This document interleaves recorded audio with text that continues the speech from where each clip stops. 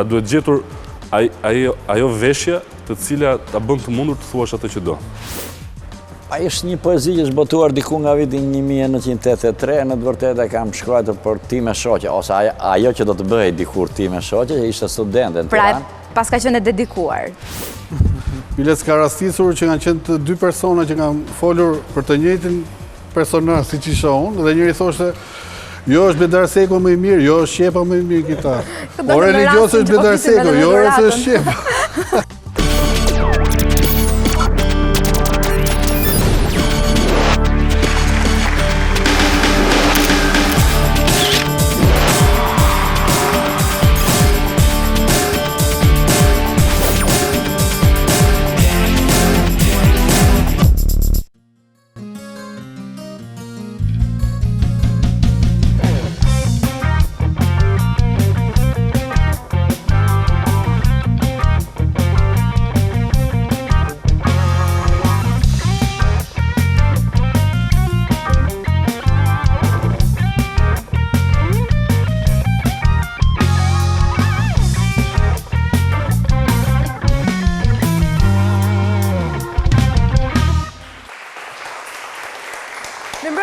Dashur shikues, mirë se erdhët edhe këtë të hënë në emisionin Thurje, ku gjithmonë për mua është një kënaqësi t'i kaloj darkat e ditëve të hëna me ju, këtu, nga kjo studio emisionit Thurje, e cila vjen nëpërmjet ekranit, nëpërmjet kanalit T, nëpërmjet platformës digital, dhe vjen aty ku ju ndodheni dhe ndani këto orë dhe këto momente me ne, nga shtëpitë tuaja, nga baret, nga lokalet, dhe jam e sigurt që kjo nuk është një kënaqësi vetëm për mua, po edhe për atë që tashmë është një mik e emisionit ton. Castro Zizo.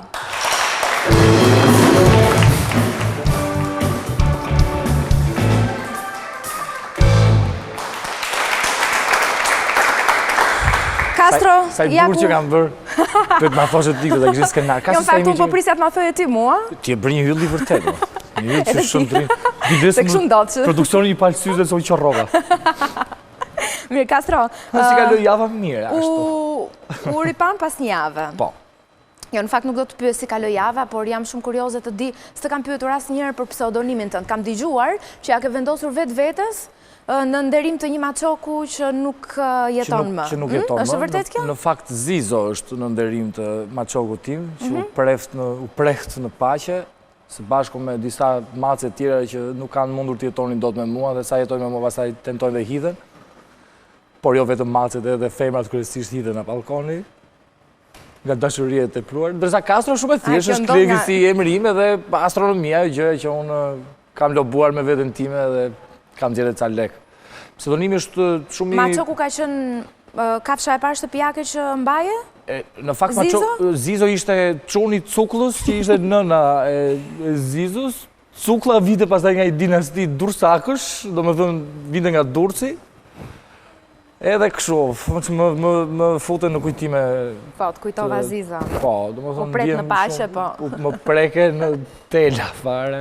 Dhe kjo është preke tela, te kush tela, ja, po tela. Po pse nevoja për një pseudonim? Ka përshtypjen që çdo njeri brenda, domethënë është ajo pjesë e alter egos, domethënë është një pjesë e të krijuar një personazh vetë që gati i përçon gjërat, themi negative, ose gjërat që ti si njeri me emrin që të kanë dhënë prindrit apo kushdo tjetër, ti ja derivon këtij personazhi. Domethënë çdo njeri brenda vetes ka këtë dy luftim ose edhe më shumë. Kështu që të qenurit të pasurit një pseudonim thjesht i derivon shumë gjëra të mira apo të këqija, themi, gjëra që ti nuk do t'i mbartësh vetë. Mirë, përveç pseudonimit, që unë isha kurioze ta dija, jam kurioze edhe për diçka tjetër. Castro, në ato fusha artistike ku ti ke punuar dhe ke patur produktet e tua, a ka ndonjë produkt që deri më sot ne nuk e dim që mban firmën tënde, që ti e ke bërë, një punë e jotja, po që nuk dihet, që e ka bërë Castro? Në fakt ka, domethënë ka edhe në, të themi, në shkrimet, në shumë botime të përditshmëve, tash unë nuk dua të them pseudonimi që përdor zakonisht, sepse Dorofesh. Sepse, mi ta them kështu ty. Jo, unë e tregoj, tonën tjetër e tregoj. Ka dhe moment, po s'ta them, sepse ka dhe momenti që i bie politikisht edhe shumë njerëzve që më mirë të mbani pseudonime se sa kanë ato lloj surretrish me ato emrat e vërtet që mbartin. Kështu që pseudonimi i një njeri duhet ta pasuroj shumë. Mirë, pse ke zgjedhur se normalisht ty suratin ta dim, punën ta dim, po pse ke zgjedhur këto shkrimet apo gjërat që ti ke bërë për të mos u prononcuar që i ka shkruar Castro? Pse i ke bërë në fshetësi? Sepse ka momente delikate që të thash, i bie edhe politikisht disa njerëzve që gati rrezikojnë dhe jeta me aq deri në atë momentin që pena ime ka çuar deri në vende që nuk duhet të shkonte apo shkelte. Ne kemi rastin e Spider-Manit ose Batmanit për shembull që ata ishin njerëz suksesshëm e mbartin një figurë, ishin heronj sepse e mbanin për pseudonimit fshehin identitetin normalisht, pa ato janë heroj Castro, ato shpëtojnë njerëz edhe sikur të kishim edhe ne një Batman apo një Spider-Man. Dole onja dy në Tiranë. Dole fare ta dilim kush ishte. Vetëm ishte që po ma merreshin për tërës domethënë kapti policia se ky vjet. Mirë, në fakt nuk e di sa keni kuptuar ju dashur miq pak a shumë temën për cilën do flasim. Ne po flasim për misteret. Nuk do t'i hymë në hak Nadirit për të folur për fenomene misterioze paranormale. Jo, do flasim për misteret një tjetër dimensione. Magjistari madh. Sikur se janë për shembull këto. Pseudonimet apo për më tepër sot ditët kohët moderne ku jetojmë, teknologjia ka bërë të mundur që një personazh të fshejë identitetin, por ndërkohë të jetë krijues dhe aktiv madje. Për shembull ne dim shumë këngëtar, i dim këngët, por nuk i njohim fytyrën, apo shumë bloger të famshëm që nuk i dim emrin e vërtet. Flasim pikërisht prap rreth këtij lloji misteri dhe unë ftoj me njëherë pa humbur kohë në studio Florian Binaj, Blerina Karagjozi dhe Klement Milen.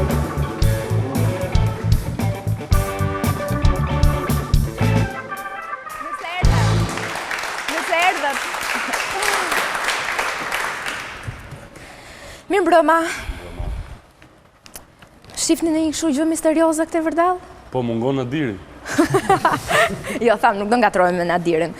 Flori, meqense do flasim për këto gjërat e fsheta, misterioze tek personazhet në art, një fenomen i çuditshëm edhe i shumë përfolur vitin që kaloi ishte një tip i quajtur seriali. Po. Nuk e di pse kam dëgjuar që herë dëgjoja që ishe ti, herë dëgjoja që e njihje. Këtë tipin, si është e vërteta, mama? Tani e vërteta është që unë nuk jam seriali, ta qartësojmë mirë këtë gjë. Dhe besoj se njerëzit e kanë krijuar këtë lidhjen që mund t'jem unë seriali, sepse para rreth 9 vitesh, 8 vitesh, kur fillova të punoja në radio, në Top Albania Radio, fillova të bëja një album bashkë me shokun tim Danielin, me këngë të cilat i merrnim version pa tekst dhe i fusim një tekst shqiptar me realitetin shqiptar, gjëra komike që njerëzit i pëlqejnë jashtë masë shumë, i dëgjojnë edhe sot e kësaj dite, mirë përmendin. Dhe si duke kam bërë një lidhje kështu që prandaj, nga që është tallur ky atëherë, po tallur edhe tani. Por që s'ka lidhje fare, aq më tepër për një personazh tjetër që është me këtë serialin, është një Sedra. A pas ka dalë? Edhe për atë më thanë se është fiksi ai që ke bërë ti atëherë, ke kështu.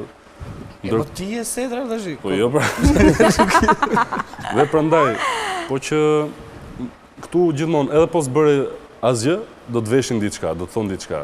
Po mira poshtë kjo, këto thashe themet që ti e seriali, por ato tjera që ti e një serialin, se mbase mund të ketë qenë i frymzuar nga ty si personazh edhe... Unë e njoh aq sa që kam dhe numrin e Barack Obamas në celular. Jo vetëm se njoh, por kur e pash që ai u shfaq tek një emision, prisja komplet tjetër gjë. Prisja një djalë të vogël, kupton, i skuqur nga dielli, i tharë nga vapa. Në fakt nuk ishte ai që doli te emisioni, ë? Se din qoftë është. Si ishte ai, nuk ishte. Nuk ishte ai. Pas ka qenë asaj për atëherë. Kjo është e bukur e njerëzve. Kështu që akoma nuk e njohim serialin. Kështu që mund të jesh ti, më ekziston akoma mundësia që ti. Ndoshta që Flori është aktor, është aktor shumë i mirë, kështu që dita mbroj misterin, ditë me fanatizëm. O Castro, mos jeti seriali, more, dhe s'tregon. Apo ky tjetri, si e kishte ky tjetri? Sedra. Sedra. Mirë, Flori, që mendon përgjithësi për pseudonimet? Për njerëz jo pseudonimet, në fakt, njerëz që fshihen, nuk duan të tregojnë identitetin e tyre. Po ndërkohë janë krijues, bëjnë një art vetin. Unë besoj tek që njerëzit pëlqejnë ato që i ngjan. Dhe nëse ata kanë pëlqyer një pjesë e madhe këtë serialin, i bie që janë të përfshirë dhe ata në atë lloj realiteti, persona që s'kan vesh muzike, kanë një realitet kështu të allakatur komplet, nuk din nga t'ja nisin ditën, pa qëllime në jetë e tjera me radhë. Kurse ka të tjerë pastaj që nuk duan t'i shfaqin këto vlera, këto, si thua, personalitetin e tyre, nëpërmjet këtyre vlerave, sepse bëjnë dhe gjëra të bukura. Siç janë për shembull jashtë shtetit, ne njohim gjithë këngëtarët e mëdhenj, po nuk dim se kush janë ata që bëjnë këto melodi, këto tekste, gjitha i stafi mbrapa që krijon këtë idhull në fund që ne pëlqejmë. Mirë, gjithsesi kjo është një kritikë e hapur ndaj serialit, mbas ai është duke të dëgjuar tani. Po, qofse është gjallë se ka ca muaj që O Castro, ti pse përmendë Justin Bieber? Pse ishte ai emër që të erdhi në mendje? Tek ta këngëtarët e mëdhenj. Blerin, si e sheh këtë anonimatin e qëllimshëm? Mund të jetë një lloj çelësi suksesi, pasi mund të kesh më shumë sukses duke qenë anonim se sa duke u shfaqur, sikur se tha dhe Castro pak më parë. Po, unë dhe vetë fillimisht në anonimate nisa blogun pa e ditur, dhe shumë njerëz e menduan se ishte e qëllimshme, po unë personalisht i shoh gjërat pozitivisht, nuk jam kështu me skenar konspirativ. Pse nisi anonim? Sepse nuk e dija që do kisha aq shumë lexues që do ishin kurioz të dinin se kush isha unë, dhe unë i vura thjesht emrin tim, pa menduar që duhet shpjegoja se kush isha dhe çfarë bëja, duke menduar që rrethi i lexuesve të mi do ishte shumë i vogël dhe shumë intim, themi, po kur papritur bëhesh, themi, i lexuar dhe i klikuar, duhet të kalosh dhe në dimensionin tjetër që të shpjegosh pse po e bën këtë gjë dhe si po e bën. Megjithatë, në blog unë kam pas jashtëmase shumë raste që njerëzit në anonim janë shprehur pozitivisht ose negativisht, jo thjesht duke kritikuar, por deri diku dhe duke fyer, sepse ne kemi pak vështirë të pranojmë, themi, një mendim kundër ose tjetrin në përgjithësi, përveç atyre që na rrethojnë. Kështu që unë nuk është se i gjykoj për keq njerëzit që fshihen mbas një pseudonimi apo mbas një anonimati, po mendoj që nuk është mënyra e duhur për të shprehur në anonim, do preferoja që njerëzit kishin fytyrën e tyre kur thonë një mendim që është i mirë ose i keq sipas mendimit tim, po tjetë mendimit tyre. Klementin, ti si e sheh këtë fenomen? Çështjen e të fshehurit, e anonimatit apo e përdorimeve në mas pseudonimeve? Pse është kjo nevoja për fshehje? Unë e shoh kështu që ne jetojmë në një shoqëri që paktën sociologët e quajnë shoqëri moderne, në kuptimin jo thjesht që përdorin lavatriçe për të larë rrobat, po në një kuptim specifik në fakt, në kuptimin që njeriu sot, nëse do që të bëhet pjesë e shoqërisë, të ketë një lloj impakti në të, duhet të marrë një rol. Pra nuk mjafton të jesh person, të kesh një mask, si thua ta bësh në fytyrë, nga vetë fjala persona që, por duhet që të ndërmarrësh një rol. Dhe në kushtet e shoqërisë moderne që jetojmë sot, nuk mjafton vetëm një rol. Për shembull, Castro këtu ose Flori kanë rolin e tyre publik të hapur për gjithë të tjerët dhe përmes atij roli mund të shfaqin një pjesë të vetes tyre. Mirë, po kjo nuk do të thotë që pjesa tjetër do ri e qetë, rehat dhe nuk do dojë të shprehet. Meqense do dojë të shprehet, duhet gjej një rol tjetër. Mirë, por roli i dytë mund të keni parasysh mund të komprometoj apo cënoj të parin e kështu me radhë. Pra mund të ketë një lloj konflikti rolesh në këtë kuptim. Publiku të do kështu si që është mësuar të shoh me këtë rol dhe nuk të pranon në një rol tjetër. Çfarë do bësh? Do zgjedhësh që të mos e tregosh se kush fshihet, kush person fshihet prapa rolit, si thua, pas rolit. Kjo është një lloj barriere që mosënosh veten. Pikërisht. Egon. Është një strategji, si thua, dhe në kushtet që jetojmë tash, pra të shoqërisë moderne, jemi deri diku të dënuar që ta bëjmë këtë gjë. Pra nëse duam nga njëra anë të shprehemi dhe nga ana tjetër të mos psojmë për faktin që shprehemi. Jetojmë në një shoqëri të tillë që të gjithë kanë ai mask. Unë jam shumë i bindur që të gjithë mëngjes, qoftë edhe njeriu që punon në Llaç, domethënë në rastin më të rëndom, absolutisht më të rëndom, sepse është një përkundrazi pa ata nuk do kishin pallatet tonë shumë të kaç.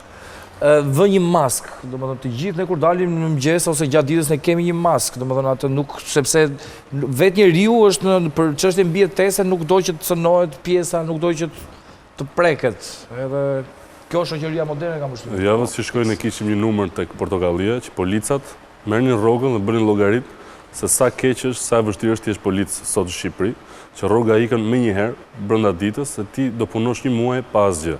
Qofse këtë gjë unë do e kisha thënë si Flor, si shqetësim, njerëzit do fillonin dhe ka ndodhur shumë shpesh edhe në rrjetet sociale, ç'pun ke ti që merresh me politike, pse merresh ti me këto gjëra, kurse e thën si i veshur, si personazhi, njerëzit e mirëpritën jashtëmase mirë, madje kanë ndaluar shumë policë, edhe thonë që bravo sepse i the publiku diçka që është e vërtetë.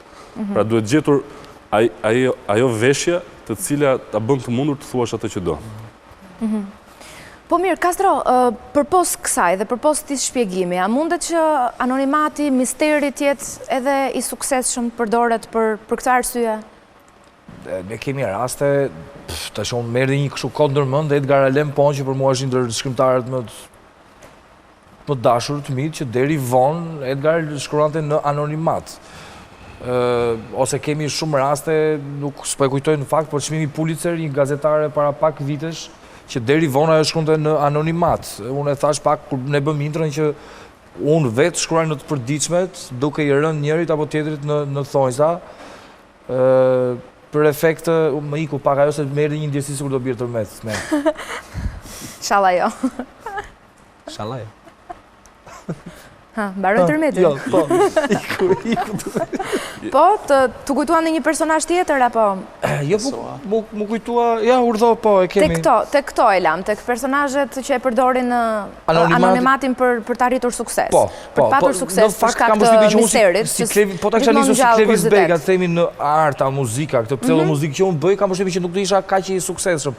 Edhe vetë emri të ndikon shumë, edhe emri që i vë për të mbrojtur, për të krijuar të personazhin e ri të ndikon shumë për të bërë sukses. Mirë, në këtë rast po për shembull, po Blerin? Unë kam disa raste, për shembull në një revistë ku ne tani kemi hapur dhe shkruajmë, që disa nga autorët, pavarësisht se unë i njoh shumë mirë emrin dhe identitetin, preferojnë të shkruajnë me një nickname. Dhe më shumë vjen nga pasiguria që ndjen personi për të shprehur, sidomos nga paragjykimi, se për shembull, nëse njerëzit janë mësuar që ta lexojnë Blerinën, të shkruaj po themi për filozofi, nëse unë do shkruaj për mod, do të jetë diçka që nuk mirë pritet nga njerëzit, sepse kemi këtë modelin që ti e ke të mirë krijuar dhe duhet ti qëndrosh kornizës. Kështu që nuk e shoh shumë negativisht, domethënë idenë që njeriu të përdori një nickname, derisa të fitojë atë sigurinë dhe edhe të mos cënohet si personalitet, se nëse shprehesh për çështje për shembull që kanë bërë me politikën ose me korrupsionin, shumë nga ne do hezitonin se ndihemi shumë të vegjël dhe shumë të pafuqishëm për të folur me fytyrën tonë të vërtet. Kështu që mendoj që është diçka që ndonjëherë vërtet të mbron. Varet nga çështja. Përdoret edhe për t'i dhënë çik vlera vetes. Për shembull, ka shumë këngëtarë që i kanë vu pseudonime vetes. Për t'i dhënë publikut të kuptoj që ne, nuk e kemi emrin Andi, Flori, Klevi, po jemi këta, pra për të shitur diçka më shumë. Përveç asaj që bëjnë që reklamojnë një Kjo mendon bëhet për arsye komerciale? Për arsye komerciale patjetër. Gjithë videoklipet janë me jahte, zbresin i pret del makina nga jahti, pastaj kujtot, ka rru çakmakun, vjen helikopteri se çakmakun. Pastaj ku ka abonem. Mirë, meqense jemi tek muzika, tek këto këngëtarët me pseudonime, Valoni për shembull, e ke menduar një herë të kesh një pseudonim se mbase ke më shumë famë nëse vendos një pseudonim? Jo, do të dalësh me emrin tënd, me fytyrën tënde, me zërin tënd. Okej. Po masë që të shumë e vëndë, Valoni.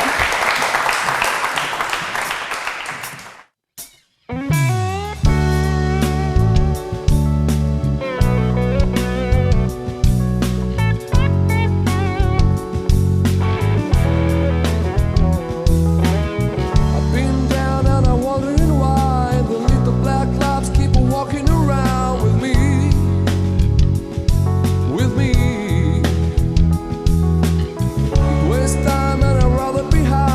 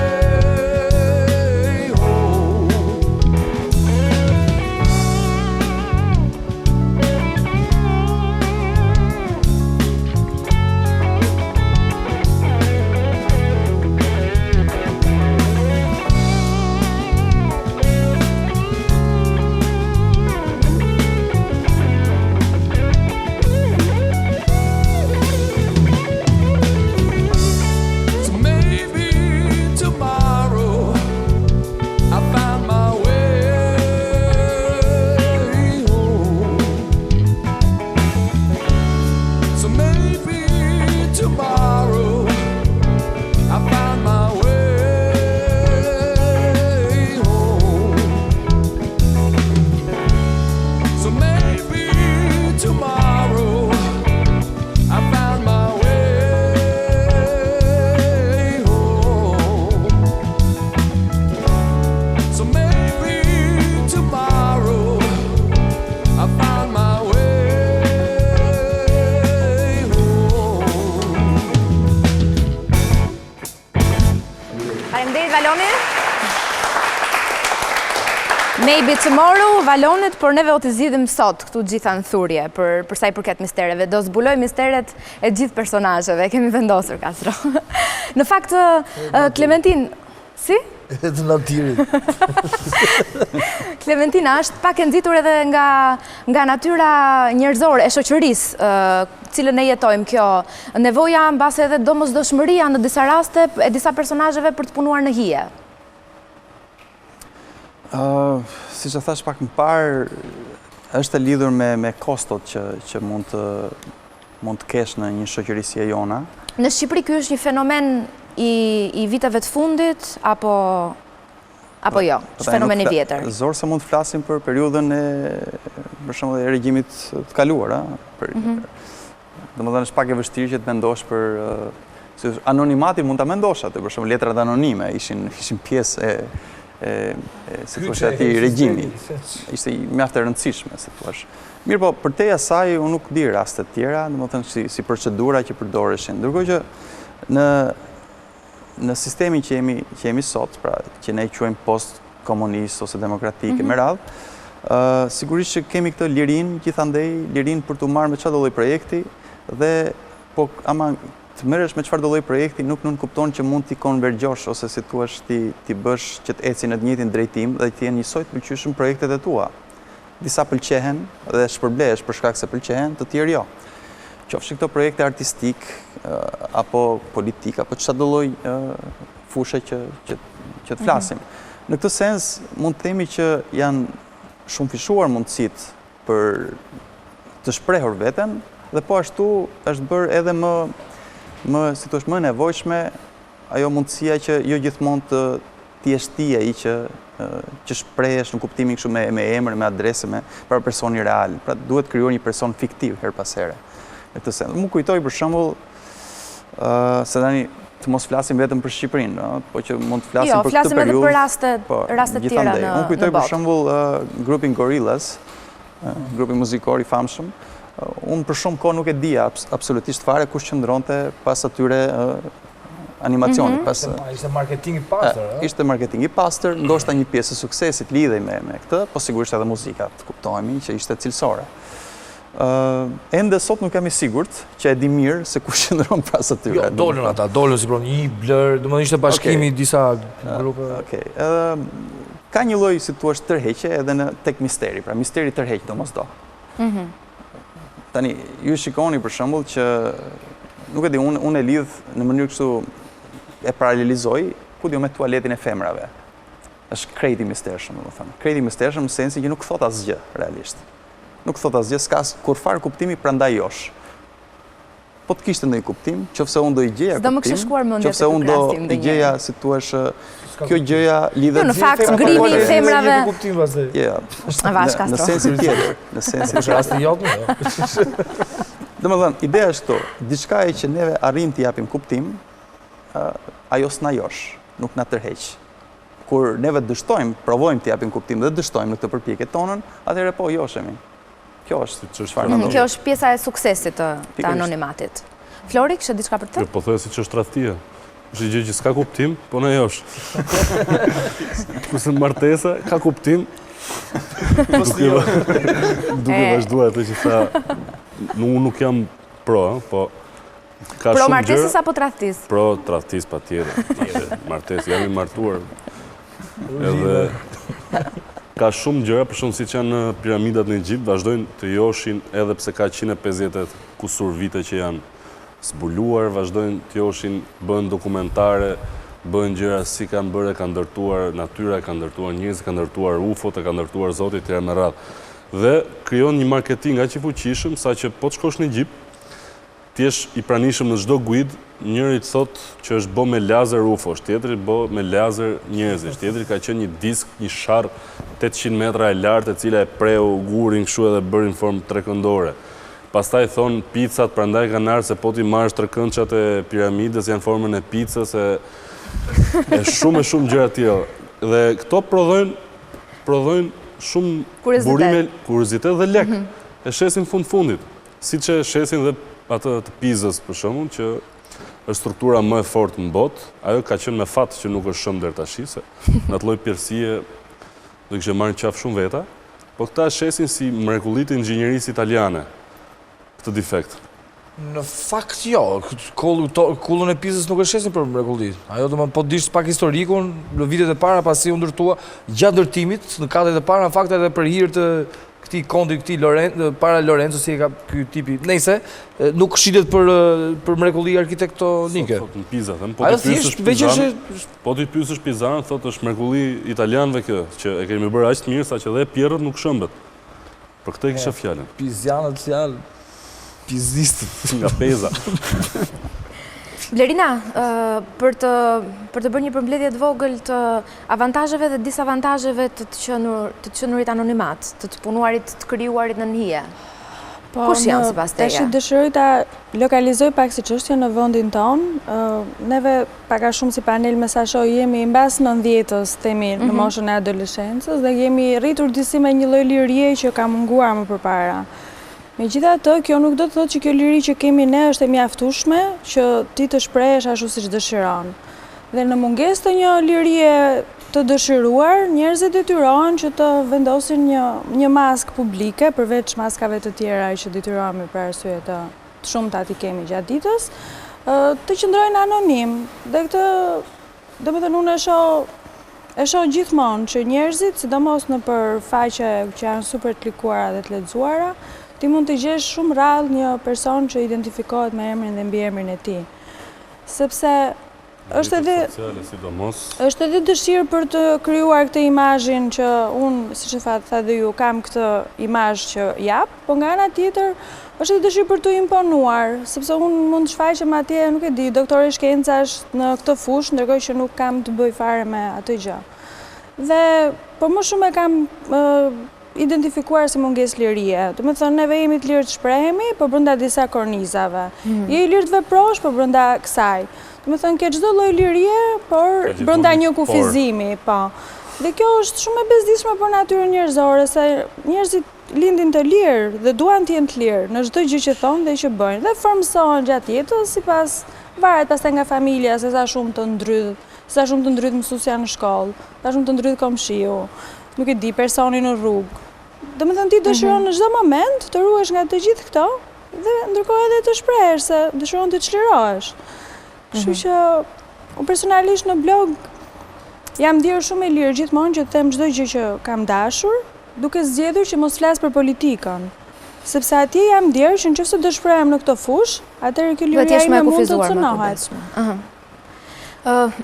Mirë, Klementin, se përmendëm pak edhe Gorillas, më erdhi në mendje për shembull edhe këngëtarja Sia, deri vonë nxirrte paruken e bardhë, por jo fytyrën e saj. Por ndërkohë është risk për këto lloj artistësh, pasi kanë qëndruar për një kohë gjatë anonim, të zbulohen. A ndikon kjo në sukses? Nuk e besoj. Domethënë është krijuar më mendja një lloj baze fansash, të cilët pastaj nuk është se vlerësojnë më vetëm, pra mund të jenë njohur fillimisht nga këtu elementi i misterit, mirë po pastaj kanë marrë kohë për të vlerësuar elementet, si thua, estetik, artistik, domethënë të artistit fjalë. Dhe nuk ka ndonjë rrezik më mendja që pasi që të zhgënjen me radhë. Nëse zhgënjen nga muzika, jo nga fakti që po del hapur tani, po heq maskën artistin fjalë. Mendoj. Castro, e mendon njësoj? Po kujtosha Unikatili. Sepse fantazia një... Se Unikatili është një tip që rrit në Bronx, kaqësh. Edhe ato marketingu i vetë shumë vite, bëri aq shumë fansa, asnjëri nuk ja njihte fytyrën. Derisa përfundoi që lodhi 50.000 veta në stadion të Prishtinës. Ai, 1-2-40-42. Tu bëkon Unikatili, është kastrofok. Pra nuk mendon se zbulimi i anonimatit do të ishte risk për suksesin? Në rasti konkret, për shembull, nuk e di, po ka pas edhe njerëz që zhgënjur shumë, për shembull, sepse prisnin për shembull Nikatin, nga që shante shumë, të bënte ndonjë tip, një tip të madh, ndërkohë ai doli. Jo shumë unikativ përshëndesim. Ka të bëjë me paragjykimet që kemi pastaj, ke stereotipet në kokë që një njeri suksesshëm duhet jetë, po themi, kaq i gjatë, kaq i bukur, kaq duke dëgjuar dhe këngët që bën, ose kështu tip krijon një fuqishëm, me personalitet. Nuk është që ai person mund të jetë komplet, po themi, delikat dhe papritur shfaqet me një imazh tjetër. Ky seriali besoj gjithë e ka lënë, po kthehemi prapë aty. Përshtypjen e djalit vogël 16 vjeçar që si ecën as i gjën, nuk zë as i dashnore. Do me bo si i fort, ka hap disa profile, po si a shef as njëri, Bobi 19, Bobi Thika 19, Bobi Thika Çakmoku, Rëba Lila 19, po prap. Kupton, edhe këtë përshtypje t'jep, kur e shef pastaj në televizor, thu pritje se që nga afër të qenit një njeri që s'pas ka probleme, pra i ka knu i gjoje për cilën nuk është pjesë e asaj. Dhe sa mirë njeh ti. Mirë, jo se deshëm po. Lale, sepse u zgënjeva kur e pash televizor. Po ta thabra nuk është ai. Po ma thu ti. Mirë, jo se deshëm po e nisëm me serialin dhe po e mbyllim me serialin. Fundja, meqenëse folëm dhe për misteret, ai është një fenomen shqiptar, kështu që unë ju falenderoj shumë Flori, Blerina, Klementin gjithashtu. Dashur miq, ndajemi këtu me panelin e parë. Do të rishihemi me një tjetër panel, por ndërkohë shihni rubrikën e Instagramit.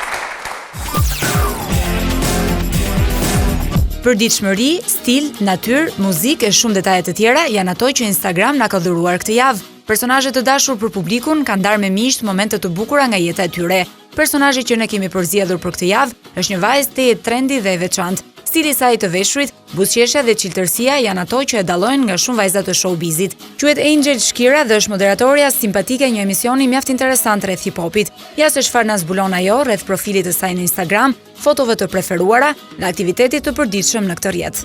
Përshëndetje, jam Angel Shkira, për momentin moderatore në Met TV. Në fakt, historia ime me Instagramin ka nisur që më përpara se unë të isha pjesë e televizionit. Në fakt, më dashur ta hap në vitin 2011, kur e zbulova thjesht si një aplikacion, atëherë nuk më dukej as pak interesant. Por më vonë, kur vura re që u kthye në një trend në gjithë botën, më desh dhe mua të isha një pjesë aktive e tij. Si fillim, nuk është se dia shumë mirë si funksiononte kjo pjesa hashtagut, check-init etj. Por më vonë e kuptova që sa më shumë hashtag të bësh, aq më shumë like merr dhe aq më shumë njerëz e ndjekin foton tënde. Më vonë fillova ta studioj mirë këtë punën e Instagramit, sepse të kap dhe ajo mania e sa më shumë like, sa më shumë followers, dhe fillova të bëja hashtag çdo gjë të mundshme që përfshihen foto. Fillova të kërkoja njerëz të njohur, fillova të kisha sa më shumë dëshirë që këta njerëz të ishin followersat e mi. Dhe pse jo, unë të arrija shifrat mëdhaja.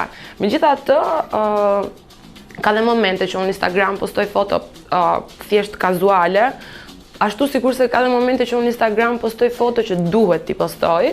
Faktikisht kjo pjesa e fotove duhet bëhet pak e mërzitshme dhe e lodhshme, sepse të kalon si në një punë ose si një detyrë dhe nuk është as pak argëtuese Instagramin në ato momente.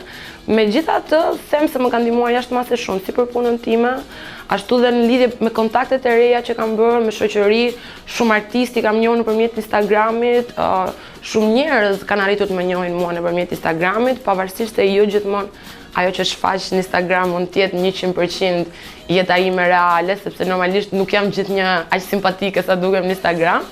Por mendoj që kjo është një mënyrë e mirë për që sa më afër ndjekësve të mi. Foto unë faktikisht kam shumë. Kam 437 postime, kam 17.600 followersa dhe 281 njerëz që i ndjekon. Do thoni ju pse kam kaq pak, sepse kam vetëm njerëzit që mua vërtet më interesojnë shumë që t'i ndjek se çfarë bën në Instagram. Ndër fotot e mia do veçoja shumë në fakt që më pëlqejnë, shumica atyre janë dhe foto profesionale që janë bërë gjatë photoshooteve që mua më duhet bëj për revista, për gazeta, qoftë edhe për në televizion e bëjmë shpesh fotoshoote profesionale. Një ndër fotot e mia të preferuar, të cilën unë do e veçoja ndër gjithë të tjerat, është një foto të cilën e kam kryer për një editorial mode, por fotografi që e ka kryer është një person shumë i veçantë në jetën time, është babai im, i cili gjithashtu është një artist dhe bën foto shumë të bukura. Bese babi në këto momente i bëhet shumë qefi që foto që zgjodha unë është ajo që ka bërë ai. Është një foto të cilën të gjithë njerëzit e pëlqyen dhe më komplimentuan. Faktikisht mua më pëlqen shumë vetja këtu te kjo foto. Megjithatë, unë Instagramin ka momente që dua ta mbyll, ka momente që urrej, ka momente që them që është gjithçka shumë fake, ndoshta edhe nga njerëzit e tjerë dhe nga unë. Por mbetet argëtues, mbetet interesant dhe ne aty marrim vesh lajmet shumë shpejt. Marrim gjithçka që të tjerët janë duke bërë, ne e mësojmë shumë shpejt. Prandaj vazhdon të mbetet argëtues për një pjesë të mirë të kohës dhe pse jo, do vazhdoj ta përdor, shpresoj të më shtojnë followers, ta më bëni follow dhe juve. Që ta dini, Angel Shkira. Ai është një poezi që është botuar diku nga viti 1983, në të vërtetë e kam shkruar për Ti me shoqe, ose ajo që do të bëhej dikur Ti me shoqe, që ishte studente në Tiranë. Pra, pas ka qenë e dedikuar. Historia e Ti Mozaiku është e komplikuar që në ndërtimin e saj, fakti që nuk është hedhur dritë fare në kohën e diktaturës, edhe nuk është thënë absolutisht asnjë gjë, nuk është bërë asnjë reportazh, nuk është bërë asnjë shkrim, nuk është bërë asnjë lloj diskutimi rreth tij, e bën krejtësisht mistershme. Jo vetëm unë. Por një tup zogj, po unë kam qenë zogu parë që para 4 vjetësh, tash ka ndalë shumë zogj. Java do të nisë bukur në Tiranë dhe Kosovë. Qytetarët e dy kryeqyteteve do të kenë mundësi të jenë të pranishëm në një sër shfaqjesh në teatr, shumë premiera kinematografike dhe koncerte. Teatri Kombëtar do të vijojë edhe këtë javë me shfaqjen Spiuni i Ballkanit nga Dusan Kovačević me regji të Spiro Dunit dhe në interpretimin e aktorëve të mirënjohur Ndriçim Xhepa, Albano Prodani, Besmir Bitraku dhe Alesia Xhemalaj. Në teatrin eksperimental Kujtim Spa i Vogli do të jetë shfaqja 6 persona në kërkim të autorit me regji të Kiço Londos dhe një kast aktorësh të mirënjohur. 6 personazhe mbijnë papritur në skenën e teatrit, secili për të shfaqur dramën e tij të fuqishme.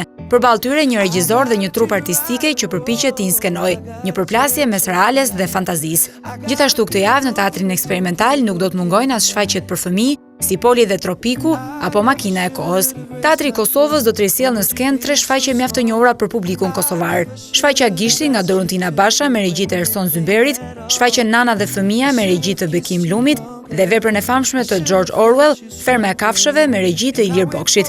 Teatri Operas dhe Baletit do të sjellë në skenë koncertin në hall nga solistët e mirënjohur Shpresa Beka, Vikena Kamenica dhe Sidrit Bejleri, si dhe koncertin premier të ansamblit popullor Rrugë e Gjatë e Historisë.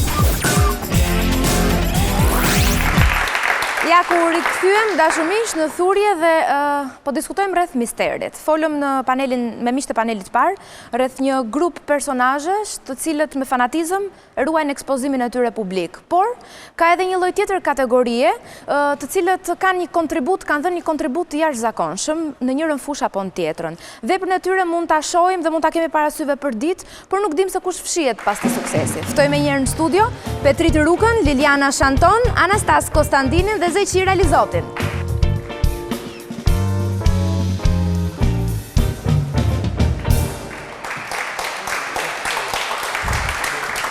Mirëmbrëma dhe mirë se më erdhët në thurje. Kënaqësi t'ju kem sonte këtu. Dhe sigurisht do ta zbulojmë edhe pse, avash. Zoti Zeqire, fillojmë së bashku. Meqense po flasim për të mistershmen, sigurisht që ju mbani autorsinë në një monumenti shumë të njohur, siç është ai i Pavarësisë në Vlorë. Dhe sigurisht që në rreth artistash kjo gjë dihet. Po a të vjen keq që për shkak të madhështisë monumentit edhe suksesit të tij është pak më në hije emri i autorit në rreth të gjerë njerëzish? Si është? Për në artistët në momentin që mbaron vepra, nuk ka rëndësi. E rëndësishme është që të qëndrojë në vendin e vet, të vlerësohet e të rezistoj kohës. Mendoj që kemi bërë një punë që do të rezistoj kohës. Ka të bëj me një figurë madhore, unë mund të them që ishte ndoshta edhe një shans i imi, edhe një bashkëpunëtori tim Pulluma Lili, që realisht nuk ndodhet këtu poshtë në Austri, që më dha rasti dhe shansi për të bërë një vepër të tillë me një dimension kaq të madh. Të tjerat pastaj s'kan rëndësi për autorin. Mirë, Anastasi, një tjetër vepër cilën nuk kemi se si mos ta shohim të gjithë ditë për ditë, Mozaiku te Muzeu Kombëtar. A je bërë pishman që nuk e shkruar emrin aty poshtë? Jo, emri është shkruar atje, janë të 5 autorë që kanë vënë inicialet e tyre, por është jo fort e dukshme. Duhet thënë që ajo është vërtet një vepër madhështore për cilë ne jemi krenar, pasi unë kam qenë mjaft i ri atëherë, sa po mbarova Institutin e Arteve, ose Akademinë e Arteve, dhe bashkë me 4 autorë tjerë, midis tyre dhe profesori jonë i nderuar, që në atë rast ishte edhe bashkë autor me ne, edhe kolegë të misi Josip Droboniku, Agim Nebiu dhe Aleksandr Filipi, djem jashtëzakonisht talentuar për atë kohë, por fakti që edhe më pas ata kanë treguar që janë artistë të dorës parë dhe janë ende, si të thuash, në tregun e madh të artit sotëm, tregon, domethënë që zgjedhja ka qenë serioze. Mirë, në rastin e dy parafolësve të Zeqiri dhe Anastazit, kemi të bëjmë me vepra, në rastin tënd Lilian, kemi të bëjmë me zërin. Një zë shumë i njohur për të gjithë ne, por ndërkohë jo aq figura, sa zëri. Ishte zgjedhja jote, si e sheh këtë? Në kohën kur kam mbaruar unë dhe fillova punë 71-shin, nuk mund të zgjidhje punën, ta caktonin. Kështu që mua më caktuan për të marrë me prallat dhe ishte një privilegj jashtëzakonshëm për mua. Tani mund ta them, edhe atëherë e ndjeja, kupton? Së pari nëse kemi pasur ndërmend të bënim karrierë, se kuptonim këtë. Fjala karrierë, ku di unë se kam kuptuar ndonjëherë, por pralla është një botë magjike dhe pralla nuk shkrohet vetëm për fëmijë. Pralla është për të gjithë. Por varet se çfarë kupton në të dhe sa merr në të, sepse ka pralla që kanë filozofi. Pralla ka lindur bashkë me njeriu. Kur ai filloi të flas, nuk kishte libra, dhe të gjitha ëndrat, dëshirat, tër aspiratat e tij ai vendosin në pralla. Të gjitha prallat përfundojnë bukur, pse? Sepse kështu dëshiron njeriu, fiton gjithmonë e drejta, e mira, druvari bëhet mbret, hirushja bëhet mbretreshe, të tjera, gjëra që në realitet nuk ndodhin, apo jo? Ne kemi dëgjuar për qëllimin fluturus, bie fjala. Qëllimi fluturus, më vonë, pastaj u bë aeroplani. Pra të gjitha këto ëndra të cilat ai donte, i kishte dhe i ruante me fanatizëm dhe i përcillte brez pas brezi, ai vendosi në pralla. Unë kam edhe tani kënaqësinë të lexoj një prallë. Në fakt, Kastro nuk e di ty, po mua më duke dhe përgjigja e zonjës Liliana ishte si prallë. Zëri kështu më ktheu shumë vite pas në kohë. Ju faleminderit shumë, do të them tani një sekret. Më lejoni ta them. Jam hequr nga radio vetëm për zërin. Sepse drejtori aktual që është tashti më tha, zonjë, ju bën një emision të shkëlqyer. Martini, to që Martina puna? Jo, Alfons Zeneli, dhe më tha, Alfonsi to që na puna? Partiakësh, dhe më tha, zonjë, më pëlqen shumë emision që bën ju, tha, por zëri juaj është i padorueshëm. Ua, Alfonsi, Alfons, qartë me vërejtje. Vërejtje. Vërejtje dhe kështu, një instancë, do bëni telefon, ta heqim Alfonsi na puna, na i nadi. Qartë ta drejtues, si to që na puna? Mirë do punojmë bashkë, na i nadi, në një projekt, ta përmëtoj. Mirë që Alfonsi Neri na puna, të mërshme, nejse. Kalëm të Zoti Petrit. Kënga Më ka marrë malli, në filmin shqiptar Eja mban në autorsinë tuaj, tekstin e keni shkruar ju. Për kë ju kishte marrë malli aq shumë? Ai është një poezi që është botuar diku nga viti 1983, në të vërtetë e kam shkruar për Ti me shoqe, ose ajo që do të bëhej dikur Ti me shoqe, që ishte studente në Tiranë. Pra, pas ka qenë e dedikuar. Ajo ishte studente në Tiranë dhe unë isha mësues në gjimnazin e Debelenës. Atëherë ishte shumë e vështirë që unë jam lutur shumë atëherë që të vinë inicialet.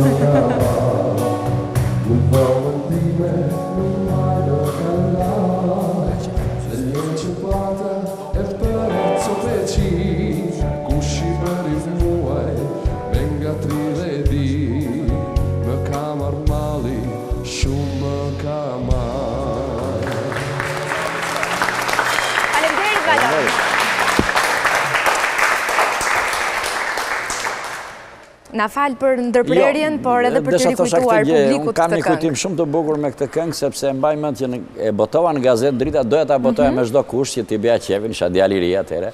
Mirë, po sot nuk e kuptojnë dot se sa të mërshme ishte që të vendosi emrin me njeriu të cilit t'ia kisha kushtuar këtë poezi, dhe mbaj mend që bëra një betejë shumë heroike si djalë i ri që isha atëherë, një 25 vjeç, që të vije emri i vajzës që unë doja aty. Dhe më në fund pas shumë diskutimesh u bën një kompromis shumë i dhimbshëm dhe ata vonë vetëm një zh. Zhaneta, nuk lejuan që të vijej emri sepse Po ta tregosh tani shqesharake, mund t'ishte vajza e në një të madhi me këtë emër të rastësisht dhe mund të keq kuptoj, etj. Dhe kështë patër probleme t'ila. Pastaj u bë këngë, unë erdha në Kino Studio si skenarist, ajo u bë këngë, në të vërtet edhe unë jam i habitur që nuk e di askush që e kam shkruar rrugë të tekst, sepse vërtet jam skenarist aty në atë, po autorit tekstit mund të jetë një tjetër. Atëherë arditi më kërkoj të bënim një, le të thash, ta shlodhim filmi me një këngë, dhe me që me vajzat të reja me kështu, unë shkruajta këtë, do në së i dhash këtë tekst dhe arditi bërë një këngë që është e mrekullueshme, dhe që mua më ka përshtypjen në internet është vërtet një hit, ose njerëzit shkruajnë që ishte hiti i moshës sonë, etj. Po që askush vërtet nuk e di që tekstin e kam bërë. Edhe unë personalisht isha vërtet... Edhe unë isha vërtet shumë kurioze t'ju njëja, në fakt, pasi nuk e dija që ishit ju që fshieshit pas tekstit asaj kënge. Kastro... për skenar, pa? Jo, nuk e kam skenar, du t'a lexosh. Në fakt, Kastro, ti që mendim ke? Se folëm panelin e parë dhe dham arsyet pse njerëzit zgjedhin t'jenë anonim apo mos t'tregojnë për punë të bëra, krijuese. Por në rast kur është vepra ajo që e merr vlerën dhe mbetet pak më në hije autore. Nëse unë po shoh shqyr, domethënë u bën ca kohë në fakt për hir se unë flas nga që flas ato që ndjej dhe mendoj që kisha shumë kohë pa ndjer një panel me shumë vlera, sepse ngelem duke promovuar, jo ne, po përgjithsisht sinqerisht për të bërë sepse ngelëm ne media të parët, ngelëm duke promovuar antivlera në çdo kuptim. Antivlera kemi qena politika dhe deri tek masat zhglë në muzikë. Por gjithsesi pjesa e anonimatit prap mbart edhe pjesën themi të errët do ta quaj unë, sepse ti mund të jesh anonimat sepse mbase nuk vlen ajo gjë që ti bën. Ose sepse je aq i friksuar nga gjëja jote që mos vlerësohet edhe pastaj finalja është që nuk të vlerësohet realisht sepse nuk përbën asnjë lloj vlere. Po në momentin që vlera flet, edhe njeriu le të jetë në hije, unë shoh një modesti të mbase të tepruar që nuk duhet, sepse unë i pari nga që duke qenë pak kështu egocentrist, me shpatë në parë, u bëj gjithë vockul fare dhe dal me shpatë në dorë që e kam bërë unë, Dhe mirë.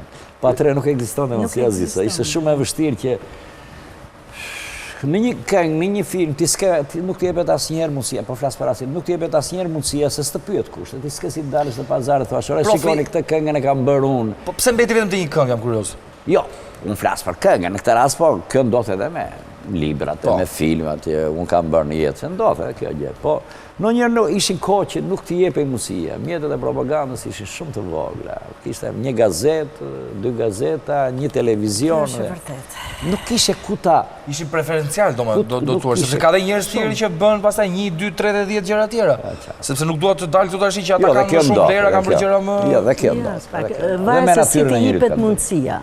Thonë që fati ka flok vetëm në këtu, në pjesën e ballë. Dhe nëse fati të vjen, o e kap kështu ose po të kaloj nuk e kap më.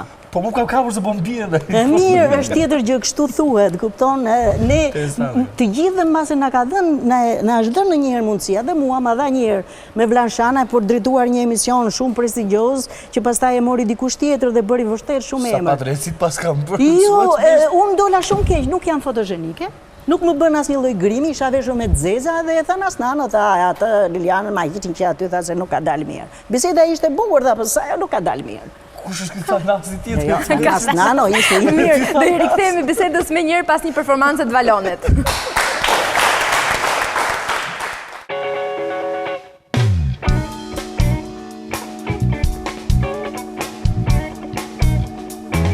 You don't have to be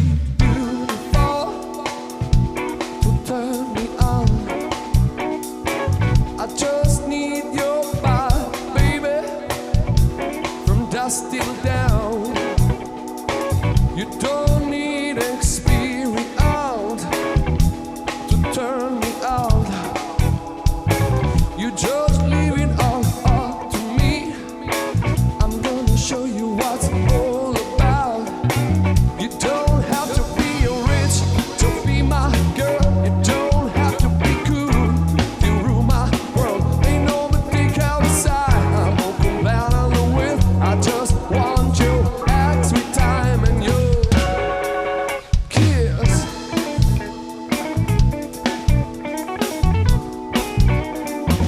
You got to knock, turn me, baby. If you wanna impress me,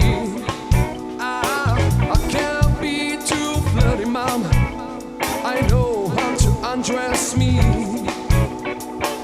I want to be your fantasy. Maybe you could be mine. You just leave it on love to me, and we can have a good time. You don't have to be rich to be my girl. You don't have to be cool to rule my world. Ain't no boutique outside. I'm open down on the width. I just want you act with time and your kiss. Ow.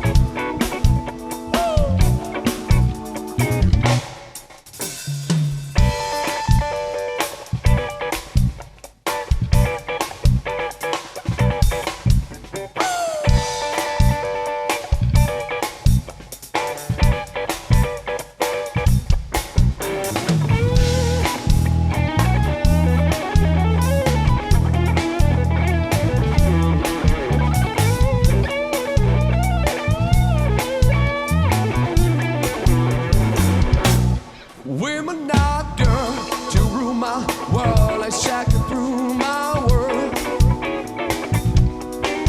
Like the age, not my shoes, not your shoe size, maybe having you there. You don't watch to watch Dynasty, shouldn't haven't had to do. You just leave it on love to me, my love won't be your fool. You don't have to be rich to be my girl. You don't have to be cool to rule my world. Ain't no boutique outside. I'm open down on the wind. I just want your act with time and your.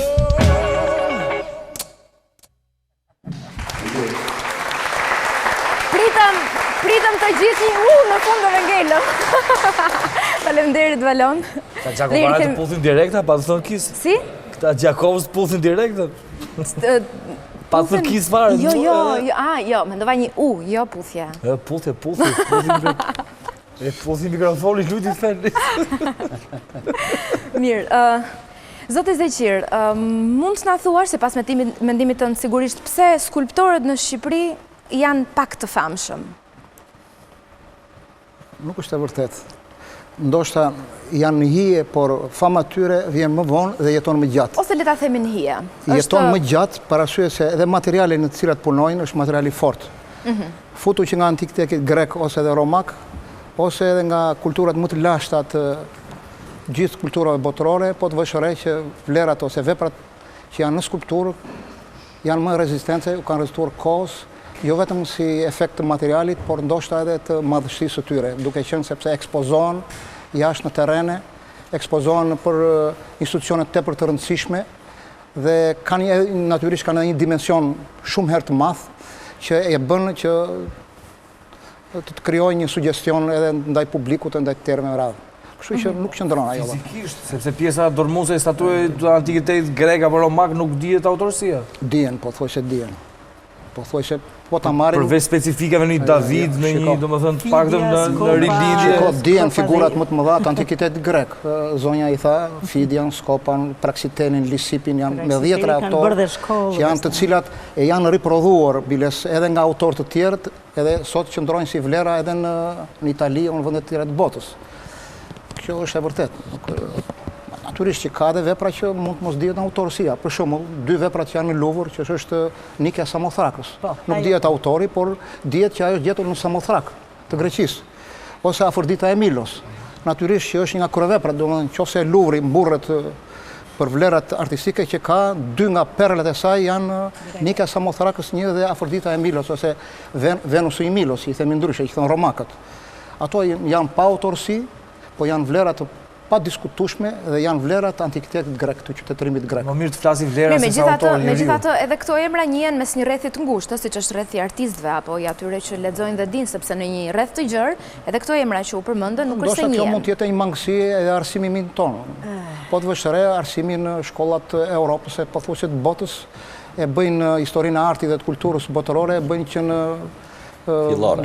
fillore. Ndërsa tek ne, nuk e di se si, në shkollat e mesme bëjnë vetëm një vit, pothuajse, që marrin arti dhe kultura, që marrin disa njohuri të tepër të sipërfaqshme, të cilat kur dalin nga shkolla u shplan fare. Zoti Anastas, si është faktin që shkëlqimi i madh i një vepre sfumon pak suksesin e autorit? Edhe në çfarë fushë është? Në rastin e mozaikut Shqipëria, që është në qendër Tiranës, do të thënë që është një rast disi specifik, shumë i rrallë. Do të thënë që në Ballkan ajo është pa diskutim një vepër shumë dominante në qendrën e një kryeqyteti, ose të paktën në kryeqytetet që ne njohim këtu në Evropë, janë të pakta mozaikët, të cilët në përmasa tilla që të dominojnë sheshin dhe të japin pothuajse një identitet. Për këtë fakt, historia e mozaiku është e komplikuar që në ndërtimin e saj, fakti që nuk është hedhur dritë fare në kohën e diktaturës, edhe nuk është thënë absolutisht asnjë gjë, nuk është bërë asnjë reportazh, nuk është bërë asnjë shkrim, nuk është bërë asnjë lloj diskutimi rreth tij, e bën krejtësisht mistershme faktin që ai është një mozaik me një rëndësi potenciale, jo vetëm për artin, por edhe për simbolin e përgjithshëm të simbolikës së Tiranës, edhe të vetë kombit shqiptar. Ky është një paradoks, më pas ky paradoks vazhdoi. Autorët nuk janë ftuar asnjëherë për t'u identifikuar, për treguar historinë e tyre, për treguar mënyrën se si e kanë krijuar, për treguar peripetësit pafund edhe për ta lidhur historinë, për ta bërë publike historinë e mozaikut. Janë vetëm disa tuaj që janë interesuar për të ditur se cilët janë autorët edhe cilët kanë qenë rrethanat. Pasi vetë rrethanat në cilat është bërë ai mozaik, edhe fakti që ai ka një dimension të pazakont, e bëjnë tepër joshës për gazetarët investigativ të nivelit të artit. Duhet them që historia e atij mozaiku tani është një histori disi dramatike, pasi është shumë i rrezikuar, është shumë i anatemuar, ka qenë i sulmuar në mënyrë të turpshme nga politika, nga politikanë të cilët janë kretë përkohshëm, edhe do ta ndjenë veten të përkohshëm përpara një vepre, siç është konkretisht edhe ajo vepër, pavarësisht që ajo është akuzuar për një anshmëri edhe për një simbolik shumë të ashpër që i ka bërë regjimit asaj kohe. Po ndoshta pikërisht për këtë shkak, ajo është e rëndësishme, mendoj unë. Dhe fakti që gjithë ne autorët, vetë historia jonë, që liret në errësirë, edhe janë të pa identifikuar personat që janë marrë me të, nëse do të tregohet vëmendje ndaj nesh, ne mund të tregojmë gjëra shumë interesante që lidhen me historinë edhe vetë populli, edhe dashamirës pa fund të veprave të kombëtare, do të fillojnë të mendojnë krejtësisht ndryshe. Edhe vetë politikanët, të cilët janë shpeshherë armiqësor ndaj saj, me anatemi, me ngjyresa ekstreme politike, do të mendojnë ndryshe. Pasi ajo më në fund është një vepër e kulturës shqiptare, e artit shqiptar, e furnizuar tërësisht nga edukimi i një shkolle, nga një rezultati i një shkolle arti shqiptare në kuptimin më të plot fjalës, eksponentët të cilës kemi qenë ne, edhe bashkë për këtë gjë u zgjodhëm, pasi ne nuk dinim fare se ç'ishte bota. Sa kohë ka dashur të punohet ai mozaik? 2 vjet e gjysmë. Dhe diçka rreth materialeve të përdorura, apo zbulojmë disa kuriozitete? Kurioziteti i parë është një porosia që u bën në Itali, në Milano, në një si thua, në një fabrik prodhimi të gurëve, të teserinave, të prodhojnë këtë. Fjala është për vitin 79-81 që është inauguruar. Ka qenë kaq e madhe kjo sasi, sa që italianët janë tronditur në atë periudhë izolimi. Ka qenë periudha më e izoluar e Shqipërisë. Dhe kërkonin urgjentisht autorët që të mund të komunikonin për si të thuash, negocime estetike, artistike, për nuancime, për shumë gjëra që janë fare të natyrshme. Por ne në asnjë mënyrë nuk na lanë që të shkojmë në Itali, edhe për këtë gjë kaq urgjente edhe kaq të domosdoshme. Kaq e mbyllur ishte historia e Shqipërisë në atë kohë. Po jo vetëm kaq, por ne u zgjodhëm posaçërisht nga që ishim jo të paditur, edhe jo të patalentuar. Por ishim, nuk dinim asnjë gjë, veç çka ndodhte në Shqipëri. Edhe çka kishim parë mozaik që lidheshe me traditën tonë. Edhe disa mozaik që shikonim nga librat, vjedhurazi të historisë të përbotshme të artit, si që janë mozaik të Ravenës, si që është kisha e famshme e Venetikut, në qendër San Marco, e kryevepra të tjera të mozaikut, por që nuk na i lanë, pati një zë në nivelet e larta, e tha, lerini këta djemë, shkojnë të shofin kryeveprat e mozaikut, sepse këta duhet të shofin, që të mund të bëjnë mirë. Mirë po, edhe këtë gjë nuk e bënë. Megjithatë ju ja dole të bënit një punë. E bëm veprën tonë edhe të shkëlqyer. Besoj se do kemi vlerësimin, edhe ne i kemi marrë komplimentat e... Është një vlerë që ka ngellë kohë. Zonja Liliana, në rastin tuaj, me zërin tuaj, ju ka ndodhur ndonjëherë që në një ambient apo në rrugë që njohin njerëzit vetëm nga zëri? Më ka ndodhur. Disa herë dhe ajo ishte kënaqësia më e madhe që kam pasur. Më ndodhi një herë në studion e një piktori, nuk më vjen keq që s'jam mbaj mend, emrin ishte tek pallatet e Shallvarit, themi ne, si quhen tani nuk e di, pallat Shallvarit. Ai ishte poshtë dhe pikturonte. Aty unë hyra vetëm për të parë pikturat sepse duhet të kthehesha në radio ashtu e kisha punën. Dhe sa më tha zonjë çfarë dëshironi, thash unë po më pëlqen kjo piktura këtu. Liliana Shanta dhaj. I thash, wow, po ku më njihni? Unë e dëgjoj gjithmonë emisionin tuaj dhe. E kam kënaqësi tha që më erdhe sot këtu e tjera bëzete, por ama më njoh. Qa moshë ky që dëgjoni pralla pra? Jo pralla. Jo, harrova të them, atë më detyruan që ta bëj dhe e bëra me shumë kënaqësi, por pastaj u bëra përgjegjëse redaksie dhe kisha shumë dëshirë që të bëja diçka timen. Meqense unë gjithë jetën time jam interesuar për artin dhe jam një njeri shumë i lidhur me librin, atëherë mendova të bëja paralele artistike. Ky ka qenë emisioni i parë artistik në radio dhe unë fillova të flas për letërsinë, duke filluar që në antikitetin, fillova të flas për artet e bukura përsëri duke filluar nga Egjipti, te koka e Nefertitit e të tjerë, thritë njerëzit më profesor doktor, për kinematografinë dhe për muzikën klasike. Sander Qefa më ka ardhur me biles dhe paparasë, njëherë mi hoqën dhe parat. Ne jemi paguar jashtëzakonisht keq. Dhe unë e bëja thjesht, po jo, radio televizioni ka pasur këto, dhe unë e bëja biles thjesht, isha përgjegjëse redaksie dhe kisha dëshirë të jepja diçka nga vetja. Do të bëja diçka time, të shiko se unë kam dëshirë të bëj këtë, dhe e bëra pa para. Do në vija në orën 4 mas dite dhe e bëja, po pata ishte kohë, 92 ishte kohë shumë e vështirë. Dhe pata dhe në koridor në temimet të tilla, për shembull që që më punon si komuniste devotshme ti, shko me gru, bëj punë të shtëpisë aty. Ç'na bën këto emisione kot? Mora gjithë zërë brane, kam mësuar pikësirë. Por ama ishte një emision jashtëzakonisht interesant, kurse ky emision që dëgjonte ky personi, piktori ishte mesditë mes mosh, të cilin unë tani vonë.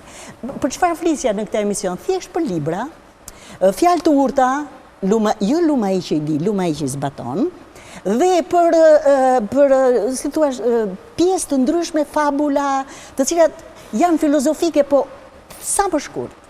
Në mënyrë që njerëzit të kenë mundësi të kthjellojnë, domethënë i pja një pjesë të vogël dhe pastaj një muzikë që i shkonte asaj, muzikë nga gjithë bota. Nëse jepja diçka nga Tolstoj, tazëm do jepja një muzikë ruse, të cilat i kisha gjetur vetë, ose Hugo, një muzikë franceze, kështu me radhë, për ta përforcuar atë që kisha nxjerrë nga libra. Mirë, ndonjë rast tjetër kur ju kanë njohur nga zëri se kanë histori të bukura. Tani lidhet me prallat. Shkoj thjesht për të paketuar diçka që kisha bler, s'po dija ku ta paketoja. Sa hyn brenda, dhe mënyra se si fola i thash se kam ditëlindjen e vajzës dhe dua ta paketoj etj. Ua tha, ti ke treguar prallat. Liliana Shanta jeti? Po. Më lejo të ta paketoj pa lekë, aman. Shkone me Castro me imazh me fytyrë. Ja paska të ka përsekutuar gjithë. Jo, në shiko, unë kam marrë kaq shumë kënaqësi nga radio. Po kaq shumë kënaqësi sa nuk edhe ato momente, çfarë gjë po çfarë rëndësi e ka. Më thënë, të tilla kam disa, po kush i tregon, kupton, nuk ka rëndësi kjo, por kam marrë kënaqësi unë vetë duke folur aty. Kupton, në qoftë se ti ke diçka të bukur dhe ti e ndan me tjetrin, merr një kënaqësi të jashtëzakonshme. Dhe më kanë kapur edhe duke bler një 5-6 libra, ishte një plak dhe ishin edhe 3-4 shokë që po e prisin se diçka do blinde dhe më tha mua zonë, po blini gjithë të libra, mos jeni mësuese shkolla jo, i thash unë punoj në radhë. I tha atë erdhi një 5-6 kështu pleq si puna jonë dhe i tha kjo është ajo që dëgjojmë gjithmonë emisionin e të tjera. Sepse ishte një emision që i dedikohet kësaj moshe. Pra thash të bëj një emision e cila është për ata njerëz që janë në gjysmë të moshës. Kur vjen gjysma e moshës, njeriu nuk shikon ka shumë përpara, po ndalon edhe fillon të shikon një çik nga mbrapa. Si e kam jetuar kohën? A e kam jetuar apo se kam jetuar? Momente reflektive. Pikërisht, dhe në atë moment të vjen në ndim, për shembull, një fjalë urtë që mund të thuhet, të vjen në ndim një pjesë nga librat që flit për dashurinë, për miqësinë, për të vërtetën, kupton? Është shumë e nevojshme. Faleminderit Lilian. Pas në vesh njerëzve. Do të bëni projekti para prak, ta propozoj. Mirë, tani jemi shumë kurioz të dim edhe historinë se si u përzgjodh teksti më saktë i këngës tuaj Zoti Petrit, më ka marrë malli. Jo, ajo nuk ka ndonjë histori shumë interesante, është shumë e thjeshtë. Unë atëre pa ta filluar si skenarist në Kinostudion Shqipëri e Re, jemi në vitin 1985, dhe unë bëra një skenar im i parë, ishte një skenar që titullohet Eja, që ka xhiruar si regjisor Piro Milkani, dhe gjatë bashkëpunimit me të shkuam, gjatë xhirimeve, shkuam në Librazh, në Sarand, në disa vende, që pam vendet e xhirimit përpara se të fillonte, lindi ideja që këngën këtë filmin, me fjalë, ta shlodhim me ndonjë këngë tek tuk, edhe në fakt aty janë 2 këngë, nuk është vetëm një, ndërkohë ishte zgjedhur Ardit Gjebreja si kompozitor, Ardit ishte një djalë shumë i ri, jo kaq shumë i njohur sa që sot. Dhe bashkëpunuam me Arditin dhe mbaj mend që për herë të parë ma ka luajtur në shtëpinë e tij në piano, nëse më pëlqente apo jo muzika e tij, sigurisht që mua më pëlqeu shumë muzika e tij, unë isha një djalë i ri për vetë atëherë, kështu që nuk ka ndonjë histori shumë intriguese, domethënë. Kjo. Por filmi ka një gjë që filmi i fsheh autorët. Për shembull, filmi kur kalojnë titrat, njeriu më i padukshëm në film është skenaristi, i cili kalon për 3 sekonda nga poshtë deri lart. Po kështu fshihen shumë autorë, sepse filmi siç dihet është i regjisorit, përgjithsisht është i regjisorit. Dhe akoma për paradoks, filmi zakonisht ndonjëherë quhet i aktorit.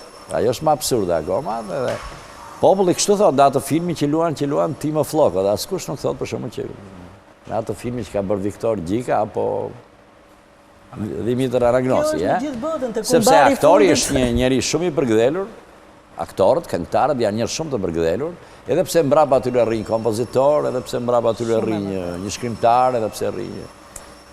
Dihet që këtë privilegj ja jep skena, ja është shumë provokative, shumë e dukshme, shumë... Kastro, ti e di këtë se ke tentuar të aktrosh. Jo, më falë të të bëj një ndërhyrje. Kam tentuar, mu i kam aktuar, kam tentuar. Ty ka bërë një film, është aktor në rol kryesor. Mario Po të gjithë Puzo, si ta bësh prap. Po unë jam kinase. dëgjoj, Mario Puzo, te Kumbari fundit, flet pikërisht për këtë, që skenaristët janë më pak të paguar kudo, më në ata nuk i përfill askush. Mundohen t'i grabisin e më the të thashe, të gjitha këto gjëra të cilat i diskutoj me 2-3. Kështu që nuk është një histori që vlen për të treguar në një histori intriguese. Histori më intriguese është ajo që betejë që unë zhvillova për një gërm të vetme e cila sot tingëllon qesharake. Domethënë u desh të bënim disa biseda nga që në kemi lidhje vendosur të shkrimtare. zgjidhim misteret sot, duam të dim të gjitha. E kam fjalën, duket e çuditshme për brezin e ri sot që ti kushtosh një, po themi, një poezi të dashurës apo të fejuarës tënde dhe që ti jetë krejtësisht e ndaluar t'ia përmendësh emrin. Atëherë nuk lejoj. Ja Kastro, meshkuj romantik, se kemi patur një temë për meshkujt romantik. Ja zë thot jesh i mashkull. Nuk lejoj që ti të përmendje emrin e vajzës që doje, sepse ajo mund të krijonte një konfuzion shumë të madh. Kishin ndodhur incidente të këtij lloji. Kishin ndodhur incidente që ti po shumë shkruaj emrin Ana, po Ana mund të ishte vajza e fare për ti s'kishe të bëje fare, Ana mund të ishte në Gjirokastër apo në Pogradec, por mund të ishte edhe vajza një Gjirnali, vajza një kështu dhe mund të krijoshin thashë theme dhe i kishin rënë shkurt, kishin thënë asnjë emër, asnjë dedikim, asnjë kushtim. Por unë e zgjidha betejën shumë heroikisht me që Safri do martosha. Unë ju falenderoj shumë që ju kisha pranishëm, edhe pse në fakt për mendimin tim Ju meritoni një emision të tërë, jo vetëm një panel, pa akoma më shumë minuta në dispozicion, pas jam e sigur që keni shumë gjëra për të thënë edhe që brezi sotëm duhet i di, gjithsesi unë falenderoj shumë.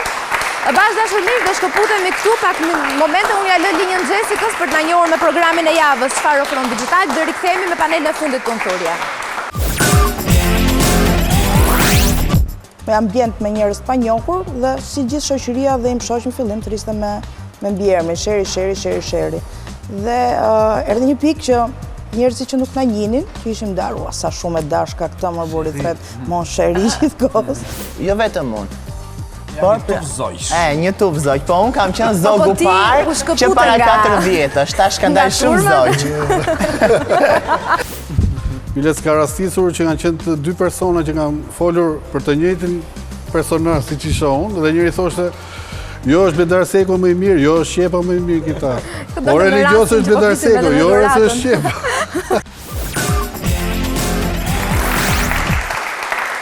Dhe para se të kalojmë tek baby personazh, është ky momenti hapësira për të falenderuar dhe mbështetësin e emisionit Thurje, Automaster Showroom and Service, përfaqësues dhe importues i autorizuar nga Fiat Chrysler Automobiles dhe walala, foto. Ua me Vlani. Kush me Vlani? Me Vlan Shalla. Ja. Ja. Joni. Ja, e ka pas fustanin me pika me ngjyra tjera me Vlani. Me Vlani. Keni ide, Castro? Jo. Në gojë se kuptoj, ka lule? Po, lulen e ka kombinuar me pikat e kuqe. Foto me ngjyra? Foto me ngjyra do me thënë që mund t'jetë... Do me thënë që një ka qenë... E re në mosh, se fustana... Po, dhe e dyta ka qenë njëri që ka relativisht një familje që ka pas 5 lek, edhe jo foto të standarde. Se kështu ishte? Mos është nga politika? Ta shi Erion Veldie nuk është. A thënja dherë. Me mirë se ne sa do lodhemi nuk e gjem as njerë, po ndjekim insertin.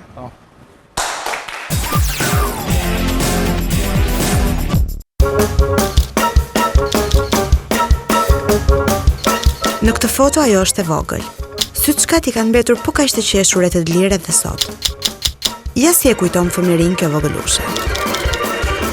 Të thëmë në drejtën, kur morëm telefon mendova që i kisha të mbaruar atë gjitha fotot, i kam të nxjera në për emisione. Dhe fillova të kërkoj. Dhe në moment, duke kërkuar, kisha haruar diçka. Baba im ka bërë një album. Kjo është një nga fotot shumë të dashurat mjetë. Tu jam në oborin në shtëpis, dhe obori shtëpis një shtëpi tiranse, të Hajdaridi. është me kaldrëm. Ishte, se tani nuk është më, tani është i shtruar. Me kaldrëm dhe në obor dhe në baqen me lule dhe me pemë, me hurma, me rush, me shumë frutë. Gratë dhe për të larë oborin përdornin në lane, jo brënda, po të pak në përor, sepse ato ishin të larta, ishin dru, normal, nuk kishte atere plastik. Dhe mua më pëlqen dhe shumë t'i vishja në lanet e mdhaja, edhe të bëja zhurmë në obor. Këtu është shumë e vogël, sepse jam dhe bjonda unë kam qënë deri 2-3 vjeç, dhe është vështirë të thua që e mbaj mend. Por kur ma thonin që ti vishje ku t'i gjeje në lanet, dhe kërcisje dhe gëzohesh, atë zhurmën dhe atë qefin, sikur më vjen, sikur e kam, sikur mund të arrisjell në veten time, ajo goca e vogël kështu me në lane, dhe në dorë kam një lule akshami, themin e Tiranësit, sepse ato qelin vetëm në muzikë, në mbasdite. Mbasi perëndon dielli, ato janë lule që qelin. Kam thënë që jam më pak se 3 vjeç, sepse 3 vjeç kam përfunduar një brune me flokë të zeza unë, dhe te flokët e verdha i bie që jam shumë e vogël, nuk mund ta mbaj mend. Unë kam shumë foto të fëmirisë dhe në obor të shtëpisë, me gjyshërit, me prindrit, me njerëz të mi, vetëm unë, me hallat. Domethënë, ata e bënin shumë foton, dhe kjo tregon që kanë qenë shumë të kujdesshëm për të na bërë, dhe ato janë kujtime që po flas për vitet 50. Edhe fillimi viteve 60, ajo mosh është aty. Kam 2 foto me motrën time në Gjirokastër, me Veneron, ajo është pak më e vogël se unë, por unë aty kam qenë një vajzë brune, pak e rritur 5-6 vjeç. Ajo ka qenë një bjonde e bukur.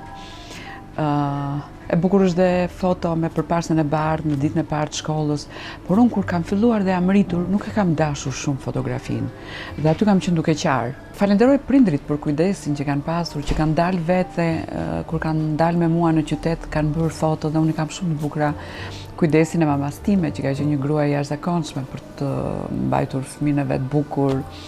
Ka qenë koha, nuk e di pse ka pasur shumë dëshirë mami im Ardita, se tani jam shumë e rritur për t'i thënë mami, për të më veshur kështu me rroba marinare.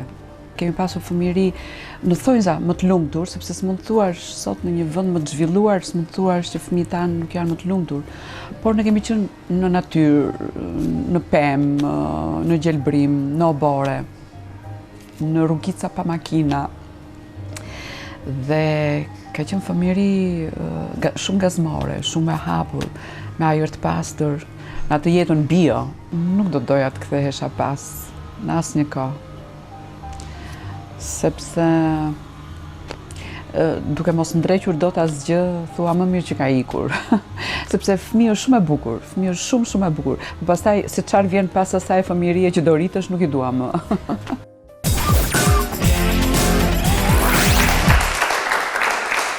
Nuk e di sot që në kanë aktorët kështu pak si temë, megjithëse te politika ju afrova pakun. Ti ju afrove për çështjen e. Ishte Raimonda Bulku. Ka qenë deputete? Po, ka qenë, nuk e futin lista i madhi më pastaj. Mirë, nuk kishte një ngjashmëri. Ju për shkak mund ta kishit gjetur që personazhi ishte Raimonda Bulku? Ja. Mos gënjeni se ju e dinit. Mirë, dashur miq, dua të ftoj ato personazhet panelit fundit. Diskutuam në dy panelet. Dua thash, se di që dua do t'i ftoj, por edhe dua t'i ftoj Castro. Në moment që diskutuam rreth mistereve, atyre personazheve që duan të qëndrojnë anonim, apo atyre personazheve që vepra ka marrë më tepër sukses dhe ato kanë mbetur pak më në hije. Tashmë do të flasim për pseudonimet. Si që keti Castro Zizo, për shumë ti na e shpjegove, po let na e shpjegojnë edhe miq që kemi. Pse ky pseudonim, historit, edhe këto. Ftoj me njerë në studio, Gedar Sejko, apo i njohur si Qepa, Hermes Nikaj, Zogu i Tiranës, Dhurata Shehiri, e vetmja kjo pa pseudonim, si dhe Erdita Slani apo drejtori. Mirë se erdhe. Mirë mbrëma. Mirë mbrëma, Janita. Mirë se më erdhët. Qepa, si ju pëlqen njerë të thrasë me pseudonime apo me emra? Për momentin me emra. Me emra. Për pseudonime do flasin më mbrapa për historinë. Na trego, e nisim së bashku historinë e pseudonimit tënd. Kush ta ka vendosur? Atëherë, në radhë parë unë desha t'ju përgëzoj për emisionit, është hera parë që kam marrë. Ju falenderoj shumë për ftesën. Faleminderit edhe ti që erdhe. Tashi historia ime është mjaft e thjeshtë. Unë kam qenë në klasë të 8, fillova mësimin e gitarës, Pallatin e Pionierëve. Dhe profesori im Kencian Dashi, i cili në atë kohë kishte 40 nxënës, i vinte gjithë nga një pseudonim, sepse kishte 4 bledara, kishte 3 arben për shumë. E tashi që dallonte nga njëri tjetri, i vinte pseudonime. Dhe mua më qëlloj dhe nga modeli flokëve që mbajen atë kohë, të shkurtra, më qëlloj Qepa. Jam shumë kurioze edhe më mbrapa, ky emër, sepse nga 40 nxënës vetëm unë dola, kitarist. Të tjerë ndryshon rrugë. Kështu që pseudonimi jote fiksua dhe u mbajt mend. Për evenimente që bëheshin atëherë, gjithë më njihnin me Qepa. Po mirë, ky profesori që ju vendosi pseudonimet, jam kurioze ato tjerat, ku rrinin pseudonimet? Mos ka qenë i dashuruar pas kulinarisë ky edhe ka vendosur kështu emra pa ngjarje. Jo, i kishte pseudonime pa kuptim, për shembull kishte Qenan, Skifter, kishte si gjëra të tilla. Mirë, dhe më pas të mbeti pseudonimi. Dhe më pas mbeti. Në fakt, po kjo ka qenë rreth viteve 90. Tashi vetëm si motivi i Qep, tash i Qepa gjithkohë. Kjo është Qep. Tashi vetëm shoqëria e ngushtë në frasin. Jo, tashmë një Shqipëri e tërë e dim pseudonimin tënd, kështu që jo vetëm shoqëria. Hermes, pse ky pseudonim? Edhe emri është i veçantë, Hermes me kokën e Versaces, këto gjërat. Përshëndetje një herë gjithëve, faleminderit për ftesën. Në fakt, pseudonimi ka nisur para 4 vitesh, kur jam bërë pjesë e programit që jam dhe sot e kësaj dite, Aldo Morning Show, nga autori i programit. Dhe unë e di që ti nuk para shkon në për emisione, kështu që nuk para, më vjen sepse mirë dhe përshëndet shumë Aldon. Jam çdo ditë në ekrane edhe bëhem pak bajat edhe i përzgjedh emisionet, nuk do dalë shumë shpesh. Dhe historia nisi, pra siç e thash, para 4 vitesh. Jo vetëm unë, po gjithë ne gazetarët, pjesëmarrësit në emision, të rrethave të Tiranës, të Durrësit, të gjithë quhen Zogu. Dhe në momentin që ne bëhemi gati për transmetim, ai thot gati për Zogun e Tiranës, gati për Zogun e Durrësit, jo vetëm unë. Një tuf zojsh. Një tuf zojsh, po unë kam qenë zogu parë që para 4 vjetësh, tash ka ndalë shumë zojsh. Tani ka ndalë shumë zojsh, po unë kam qenë i pari para 4 vjetësh. Ta ti e zogu parë. Po. Gush kuq.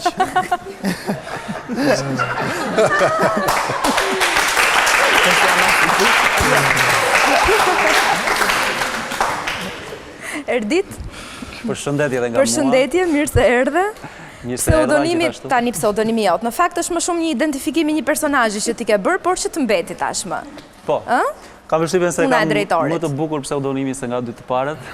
Po edhe më të kamur. Po është e njohur kjo pjesa jonë e aktorëve në përgjithësi, ka shumë aktorë që njihen nëpërmjet, identifikohen nëpërmjet emrave të personazheve sesa emrit të tyre të vërtet.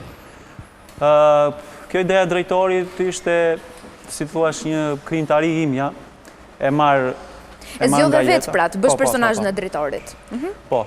Dhe mendoj se është reciproke kjo puna e emrit dhe autorit, e emrit, pseudonimit, po themi, dhe ati që e krijon. Do me thënë, unë punoj për atë emrin e personazhit që kam krijuar, ndërsa personazhi po punon për mua. Ishte pak e thellë kjo. Edhe vetë se kuptoj. Ke thellë si fare, unë do të thrasa Arian. Dorata, pseudonimet shumë shpesh përdoren edhe në letërsi, janë pjesë e letërsisë, atyre krijuesve që shkruajnë. Si e shpjegon këtë fenomen? Fakti për përdorur një pseudonim. Ka vetëm dy shpjegime. Një shpjegim ka lidhje me censurën dhe një shpjegim ka lidhje me modën. Letërsia shqipe i ka njohur të dyja këto, edhe modën e pseudonimeve, po edhe censurën e pseudonimeve. Ka një tuf shkrimtarë që shkruanin përpara se shteti shqiptar të bëhej shtet, kur ishin pushtuar nga Osmanut, dhe praktikisht duke pasur parasysh problemet politike që kishin një pjesë autorëve, kanë shkruar me këto pseudonime, dhe një pjesë tjetër kanë shkruar për modë, dhe kjo është zakonisht rreth viteve 20-30. Ka disa dukuri të bukura, nga cilat për shembull një dukuri e këndshme është përdorimi i shkrimtarit madh shqiptar, që është Gjergj Fishta, i cili natyrisht ka shkruar në gregrisht, po si pseudonim të fortë, por jo për veprat e tij letrare, por për veprat eseistike, ka shkruar Gek Toska. Pra për t'i përfshirë të dyja, duke mbritur në idenë e një poeti nacional që përfaqëson të gjithë kombin dhe si pseudonime ka përdorur. Ka dhe shumë raste të tjera interesante, po gjë që mungon në letërsinë shqipe, që letërsitë e tjera është, kryesisht në ata angleze dhe franceze, është përdorimi i emrave femëror për meshkujt ose përdorimi i emrave maskullor për femrat që shkruajnë letërsi. Varet në periudha të ndryshme kur femrat zakonisht kjo mungon në Shqipëri. Në Shqipëri nuk kemi femra që shkruajnë me pseudonime maskullore dhe kundërta. E kemi shumë zhvilluar idenë e pseudonimeve që lidhen me, po themi, me bashkimin ose afrimin e disa emrave, për shembull Migjeni është Miloš Gjergj Nikola, apo Azdreni, Aleksandr Stavri Drenova, dhe kemi edhe shumë pseudonime tjera, cilat paka shumë duket sikur na kanë humbur emrat origjinal. Për shembull, shumë pak nga lexuesit e sotëm të letërsisë kujtojnë që pas Mitrush Kutelit, cilin të gjithë e marrin tashmë si emër, fshihet Dimitër Pasko, i cili është emri i vërtet, ose pas Lashgush Poradecit fshihet Lazar Gusho, që është emri i vërtet i Lashgush Poradecit. Pra praktikisht duket si një lloj krahmarrje pseudonimeve, të cilat tashmë kanë marrë qytetarin në jetën e letrave. Pra në qytetin e letrave nuk ekziston Dimitër Pasko, po ekziston Mitrush Kuteli e kështu me radhë. Po në moment që dihet emri origjinal dhe pseudonimi ndodh që këto të merren për dy persona të ndryshëm. Ka ndodhur një gjë shumë e këndshme, nuk e di nëse kam kohë të flas vetëm një minutë, është Dimitër Pasko, i cili këtë lojë përpara se t'ia bëjnë të tjerët, e ka bërë vetë në një vepër të vetën, të mbishkruar, të nënshkruar si Mitrush Kuteli, pra me njërin nga pseudonimet, po vetë shkruan dy parathënie të veprës, njërin me njërin pseudonim, me një pseudonim tjetër, Dr. Pasko, dhe tjetrin me një pseudonim tjetër. Pra e trefishon veten, duke luajtur atë lojë që në fakt më pas gjatë gjithë zhvillimit letërsisë shqipe do ta shikojmë tek Dimitër Pasko apo alias Mitrush Kuteli. Është delikata i autosugjestionimi që pastaj një njeri bën aq më tepër pastaj në rastin konkret letërsi.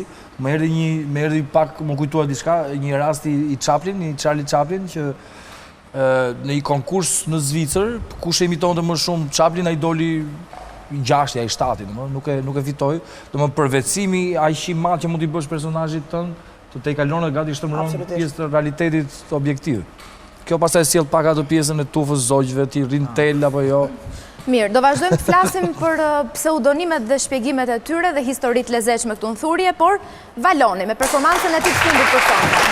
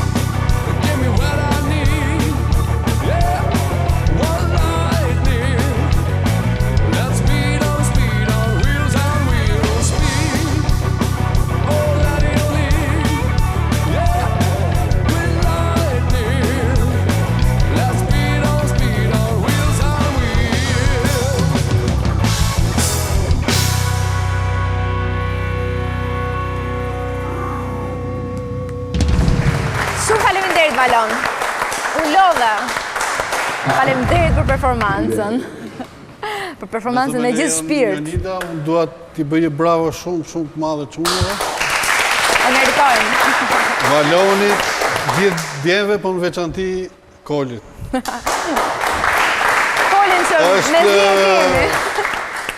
Është një nga kitaristët më të mëdhenj që kemi në Shqipëri dhe jo vetëm. Edhe ju uroj shumë suksese në karrierën e tij. Kemi një festar. Dhe mos kërkoni rritje rroga. Mirë, tani që ju ndruat numrat e telefonit, kjo u kuptua, por dua të di, e shnuat me pseudonim të njëri tjetrit apo me emër real? Mua vuri mreti unë zogu. Kastro ndryshove pseudonimin, mo. Ke gjithë të vite që e mban. Pasor 10:30 jam mreti. Më thritu mreti. Pasaj njeriu po nuk ndroj se pseudonimi. Jam shumë kurioze ta di kush sa ka vendosur këtë pseudonimin Mbreti pas orës 10:30 të darkës. Mbreti po pyet pa kur dal çuna, si ndra mret njëri mret tjetri puth dorë, njëri puth tjetri. Kush janë këto çuna more? Jo, njeriu jeton edhe një botë vetën imagjinare. Mirë, rikthehemi pseudonimeve. Edhe kjo një shaka për pseudonimet ishte, por Bledar, identifikohesh më shumë me qepa apo me emrin tënd? Shiko, ka qenë një periudhë që identifikohesha vetëm me qepa. Biles ka rastisur që kanë qenë të dy persona që kanë folur për të njëjtin personazh siç isha unë, dhe njëri thoshte jo është Bledar Seko më i mirë, jo është Qepa më i mirë kita. O religios është Bledar Seko, jo rëse është Qepa. Si përfundim kush doli më i miri? Kush doli më i miri? Qepa. Ose për shembull, po. Dalë njëra pseudonim domatja. Nuk është çudi. Jo, shiko, pseudonimet ekzistojnë dhe në botë. Ke Slashin e Ganzave, ke BB Kingun, ke shumë. Janë shumë interesante, që në fëmijëri misin këto pseudonimet. Ti je fëmijë 5 vjeç, nuk njeh shumë as lagjen dhe kur del, dhe dëgjon një të madh që thot, erdhi ky kuqua. Shef veten, ai e ka me mua. Shkon në shtëpi pyet babain, i thua, pse më thrasin kuqua, e kupton? E xhani babit, ku diun? Ose veshua, ose qorri, qorro. Edhe të ngeli këto. Boli për shembull, është kështu më i rëndom ti. Domethënë nuk ka lagje. Domethënë nuk ka lagje që nuk e ka një bol, një kuqe. S'ka gjithë ka një çerri. Boli 21-shit për shembull. Ky është boli 21-shit, boli laprakës. Kur i vjet gjithë ta pastaj, bëjnë shumë zogje. Mos kujtojmë pseudonimet vjetra. Po ty Hermes të pëlqen më shumë të identifikojnë me pseudonimin apo me emrin? Me të dy janë fakt, s'përbën më problem tani. Por në momentin kur flas në telefon me dikë ose i them ç'kemi ç'të kalove, zogu jam. Për shembull kur kam një telefonat kështu them zogu jam. Nuk para them Hermes. Por që më pëlqen të më thrasin njerëzit me emrin tim, se kam emër dhe të bukur, jo për gjë. Po tashim Geli Zogu, po nuk përbën problem. Se ke flutur, bëj tatuazh një tujt, një Po, zogu. flutra ka 4 vjet, o burr. Ka dalë flutura, pastaj doni zogu më vonë. Flutra ka ja 4-5 vjet. Erdite për ty, si identifikohesh më së shumti? Për shembull ti në telefon thua jam drejtori? Jo. Them jam Erditi dhe më njohin nga zëri. Drejtori. Domethënë, më së shumti njerëzit? Pa diskutim, normalisht që drejtori më flasin në përgjithësi. Njerëzit që s'më njohin, drejtori, po ka dhe nga ata që thonë, doktori. Po doktori pse? Ku di unë se që ngatrohet fjala, doktori, drejtori, doktori. Mirë, nuk të, sigurisht që nuk të pengon kjo gjëja? Pa diskutim që jo, është, pastaj s'është dhe emër që tingëllon keq. Dhurata përveç letërsisë, cilën e përmendëm, kush janë ato fusha tjera që pseudonimet janë të përhapura? Nuk ja kam ide, nuk veç për letërsinë mund të them. Realisht, letërsi shumë, po edhe në publicistik shumë është përdorë. Praktikisht, sidomos një pjesë e shkrimtarëve kur kanë shkruar publicistik, pra kur kanë shkruar për gazeta, praktikisht kanë përdorur pseudonime. Bile është një rast i veçantë, rasti i Ernest Koliqit, i cili gjithë jetës vet ku shkroi, po themi ese, po më shumë gazetari, në revistën që themeloj vetë, në fakt përdori 3 versione të njëjtit pseudonim, që është pseudonimi i personazhit i kryesor. Në fakt, kur bëhet një analizë për të kuptuar sa autobiografik është personazhi i Hilush Vilcës tek tregimet e Ernest Koliqit, në fakt kuptohet kur ai vetë mbas rreth 20 vitesh apo 30 vitesh e përdor si pseudonim të vetin, pra nuk nënshkruan si Ernest Koliqit, gjitha gazetat që shkruan, po i nënshkruan si Hilush Vilca apo HV apo H Vilca. Dhe ndonjëherë duket sikur, sidomos në revistat e para shqiptare, ku ka pasur pak mangësi, pra nuk ishte shumë njerëz që shkruanin, në fakt për të mbuluar faktin që ishte shpeshherë o 1 o 2 persona që shkruanin, ishte po njëti person që shkruante me 3-4 pseudonime që të kuptohej që ajo revistë ishte shumë e pasur apo gazetë, sepse shkruanin shumë personalitete, po në fakt ishin o 1 o 2 persona, cilat përdornin pseudonime të ndryshme për të dhënë idenë e pasurisë apo idenë po themi e faktit që kishte bashkëpunëtor shumë të mirë kjo revistë. Pseudonimi është forcë, është fuqi e madhe, shumë pseudonimi. Domethënë shkon deri në E para anashkaluan pak aktorët, do më thënë ke rastin Merlin Monroeja, ku diun, janë shumë që nëse nuk do kishin madje industria hollywoodianet, le të themi, do më dhe ka quar deri në atë pik pjesën e marketingut, sa që e prodhon e shpik, e kryon një emër të ri, duke i dhënë edhe personazhit bazament tjetër, ose duke orientuar në gjë më të fortë. Në që ishim të zosht, për shumë Nonda Bulka e ka pseudonimin Kri-Kri. E ka? Kri-Kri. Kri-Kri. Eshte lloj zogu? Duhet jetë bërtitja e një zogu. Po në muzikë Bledar, se e nisëm pak më parë, po të ndërpreva për ta rivazhduar, si ndodh me pseudonimet? Për shembull, artistë mëdhej roku që kanë pseudonimet tyre. Është vërtet që shumica artistëve njihen me pseudonimet, sepse shumica artistëve kanë pseudonime të goditura në fel në botë, siç është rasti i Sleshit apo i BB Kingut. Krahasim edhe këtu në Shqipëri rastin, po e marr për veten time. Është thjesht ky pseudonimi im doli rastësisht, por që mua më ka vlerësuar shumë. Sepse ishte një pseudonim që i dukej njerëzve habi, si më thonë, si emër qep, por në të njëjtën mënyrë ishte edhe një lloj reklame për mua. Sepse duke përmendur qep gjithandej në për evenimente ose në për gjë, filluan të flisnin edhe fëmijët edhe më të vegjël në fjalë që ky qepa që i bi gitarës.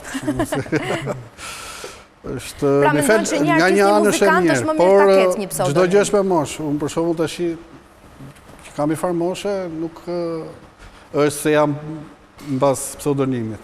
Më pëlqen tash më mirë. Megjithatë tashmë do apo nuk do ti, pseudonimi të mbetet dhe do të mbetet. Do ka marrë herë që më bëhet ty. Jo, normal, nuk era qep.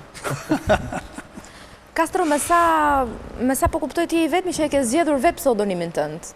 Nëse të ftuarve në panel i ka mbetur, apo i është krijuar në bazë të rolit që rasti Erditit, unë ta thash unë jap ti me vetdijet plot, ja ke bërë marketingun vetes. Sepse me vetdijet plot e di që brenda meje, po kam përshtimin brenda çdo individi, çdo njeriu ka një dy luftim, ka një luftë brendshme që unë kam nxjerrë në pak këtë Castron edhe Klevis flej gjum. Klevis pra e kam për disa ambiente dhe Castron e kam për disa tjera e ndaj. Është pak problematik pasaj kjo, kur ke të bësh në raport, themi ndjesor, dashuror, apo ku e di unë. Aty pasaj është pak problem që kur der Klevis edhe ku Castro. Do me thënë, me sa po kuptoj, pseudonimi duhet ketë lidhje me karakteristikat e njeriut që e mban në këtë rast. Në momentin që e krijon, që aty bën vetë, se tani qepa... Jo, në rastin kur ta ka vendosur dikush, po flas në rastin kur ti e vendos me vetdije. Unë kam bërë me vetdije të plot, domethënë jam bërë një krijues, meqense nuk jam zoti, atëherë po bën zoti i të krijuar një personazh tjetër të... Mundësi e dytë, meqense prindrit kanë zgjedhur për ty, hajt u rrita dhe unë vetë edhe po bëjon për kryej mundësinë time. Hermes, në rastin tënd, si e mendon? Duhet ketë lidhje pseudonimi me karakteristikat e personazhit që e mban? Për shembull ti she karakteristikat përbashkëta, Zogu dhe Hermesi.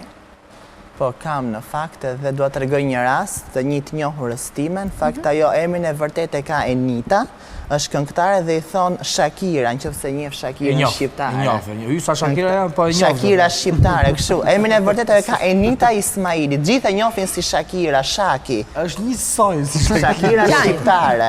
Jese kjo para vitesh ka pas ngjash shumë me Shakirën. Bjonde Shakira tash ka shtuar pak në peshë se ka lindur. Pak para shivisi. Të qindrom se dolnimi. Një tjetër rast të prapë të një vajze që thrasin me emrin e qenit Xheku. Eshtë si shkollë. Për zotin, po jam habitur, ku i thot, a me Xheku një? E kam t'i gjuar dhe më ka bërë shumë përshtypje. Po pse me emrin se këtu nuk e ka pak të çështën e ngjashmërisë te Xheku? Pse me emrin e qenit? Nuk e di, po kjo kishte pra këtë qenin edhe... Në flokët, ndoshta.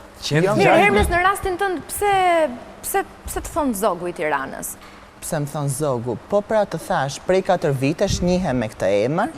Çfarë karakteristikash? Çfarë karakteristikash? Jo, jam i shpejt pra. Ai i shpejt. Jam i shpejt o burr. Castro, atë dorën pas emisionit. Gjithë sekreti këtu qëndron, te shpejtësia. Te shkatësia, te shpejtësia, te këto gjëra. Çukit domethënë. Te zëri. Erdit, në rastin tënë ti the që e kështë krijuar e kështë zgjedhur vetë personazhin e drejtorit. Ke parë në gjashmëri flas si drejtor, si personazh, dim ato pak karakteristika që mund të ketë pushteti etj që ka një drejtor. Po pak si drejtor duket fakt. Rroga e mirë. Jo, me thënë drejtën, kam fituar unë hijen e drejtorit, që kam krijuar vete edhe duket sikur kam gjashmëri. Po dhe mbase se patjetër që unë e bëj, unë e krijoj dhe për të bërë një karakter janë thjesht disa elemente që mund të bëhet të shkosh drejt një karakteri dhe të bëjnë diferencën dhe ndryshimin. Kështu që patjetër që ka nga vetja ime te drejtori në kuptimin fiziko, jo psikologjik. Durata, të ka shkuar një herë mendje të kesh një pseudonim? Me thënë drejtën jo, publik, po se cili për nesh ka ato që nuk jam pseudonime, në fakt po janë nofka. Nofkat e voglis, ose nofkat me cilat thrasin shokët e miqt. Mua më thrasin përgjithsisht me mbiemrin Sheri, pra gjithë miqt, më thrasin miqt dhe shokët, që nga fëmiria më thrasin me mbiemrin, se emrin si duket nuk i pëlqen njeriu, aq sa erdhi një pikë që as mu vetë po më pëlqen. Po gjithsesi Sheri mbiemri dhe nga mbiemri që më thrasin një pjesa më e madhe Sheri, më ka ndodhur një detaj pak i këndshëm. Ishim një ambient me njerëz pa njohur dhe si gjithë shoqëria dhe im shoqë në fillim të riste me mbiemrin Sheri. Dhe erdhi një pikë që njerëzit që nuk na njihnin, që ishim darë, sa shumë e dashka këtë më buri thret, mon Sheri gjithkohës.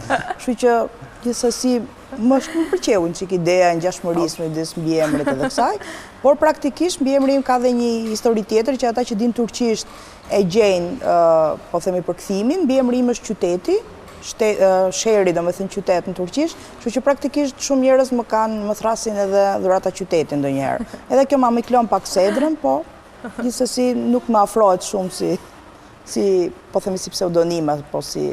Megjithatë përgjithsisht në fëmijëri, në qoftë se jashtë shtëpisë të thrasin përgjithsisht me nofka përkthelse ose me shkurtime, përgjithsisht në familje një pjesë e madhe e prindërve preferojnë që të thrasin me emrat e vend vet dhe emrat e gjati, duket sikur i ndërhyjnë në punët e veta, në qoftë se një pjesë e madhe e jonja kanë emra pak më shumë se 2 rrokësh, përgjithsisht jashtë i shkurtojnë, po brenda në familje me një lloj këmbgulje dhe rezistence thonë jo, emri duhet shqiptuar ashtu siç e kemi vënë ne.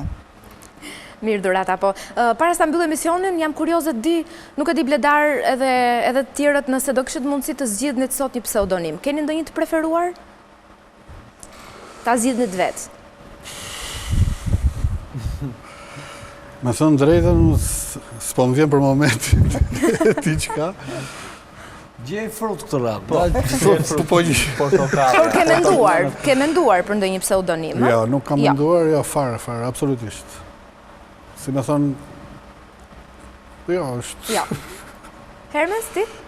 Keni gjë që ke qef për shembull? Ja, mësova tashi, u njoha me këtë emër arti. Mirë, nuk është se kjo është tip loje, diçka që ju vjen në mend tani që do e pëlqenit. Diçka tjetër, se di, nuk po vjen. Jo, jeni të kënaqur me pseudonimet që keni. Pa. Rush për shembull. Ti mbase ndonjë personazh tjetër që do bësh në të ardhmen, do identifikohesh. Po, e kam diçka në mendje, po nuk e them këtu, po lë surprizë që të më ftosh prapë se kam qef të jem këtu. Shumë mirë. Castro, ti për ta ndruar jo? Perëndi. Po tani perëndi. Po thjesht perëndi u Mbret, Perëndi, lëmsh na bëre me këto pseudonimet sot. Perëndia diell, ose Perëndia... Mbret, aty. Mbret. Rrite faktet, rrite realitetin, mos të shtullojmë. Ju falenderoj shumë për situatën e këndshme që krijuat. Faleminderit Bledar, Hermes, Durata, gjithashtu Erdit, Castro. Vazhdo shihemi në javën e vazhdim.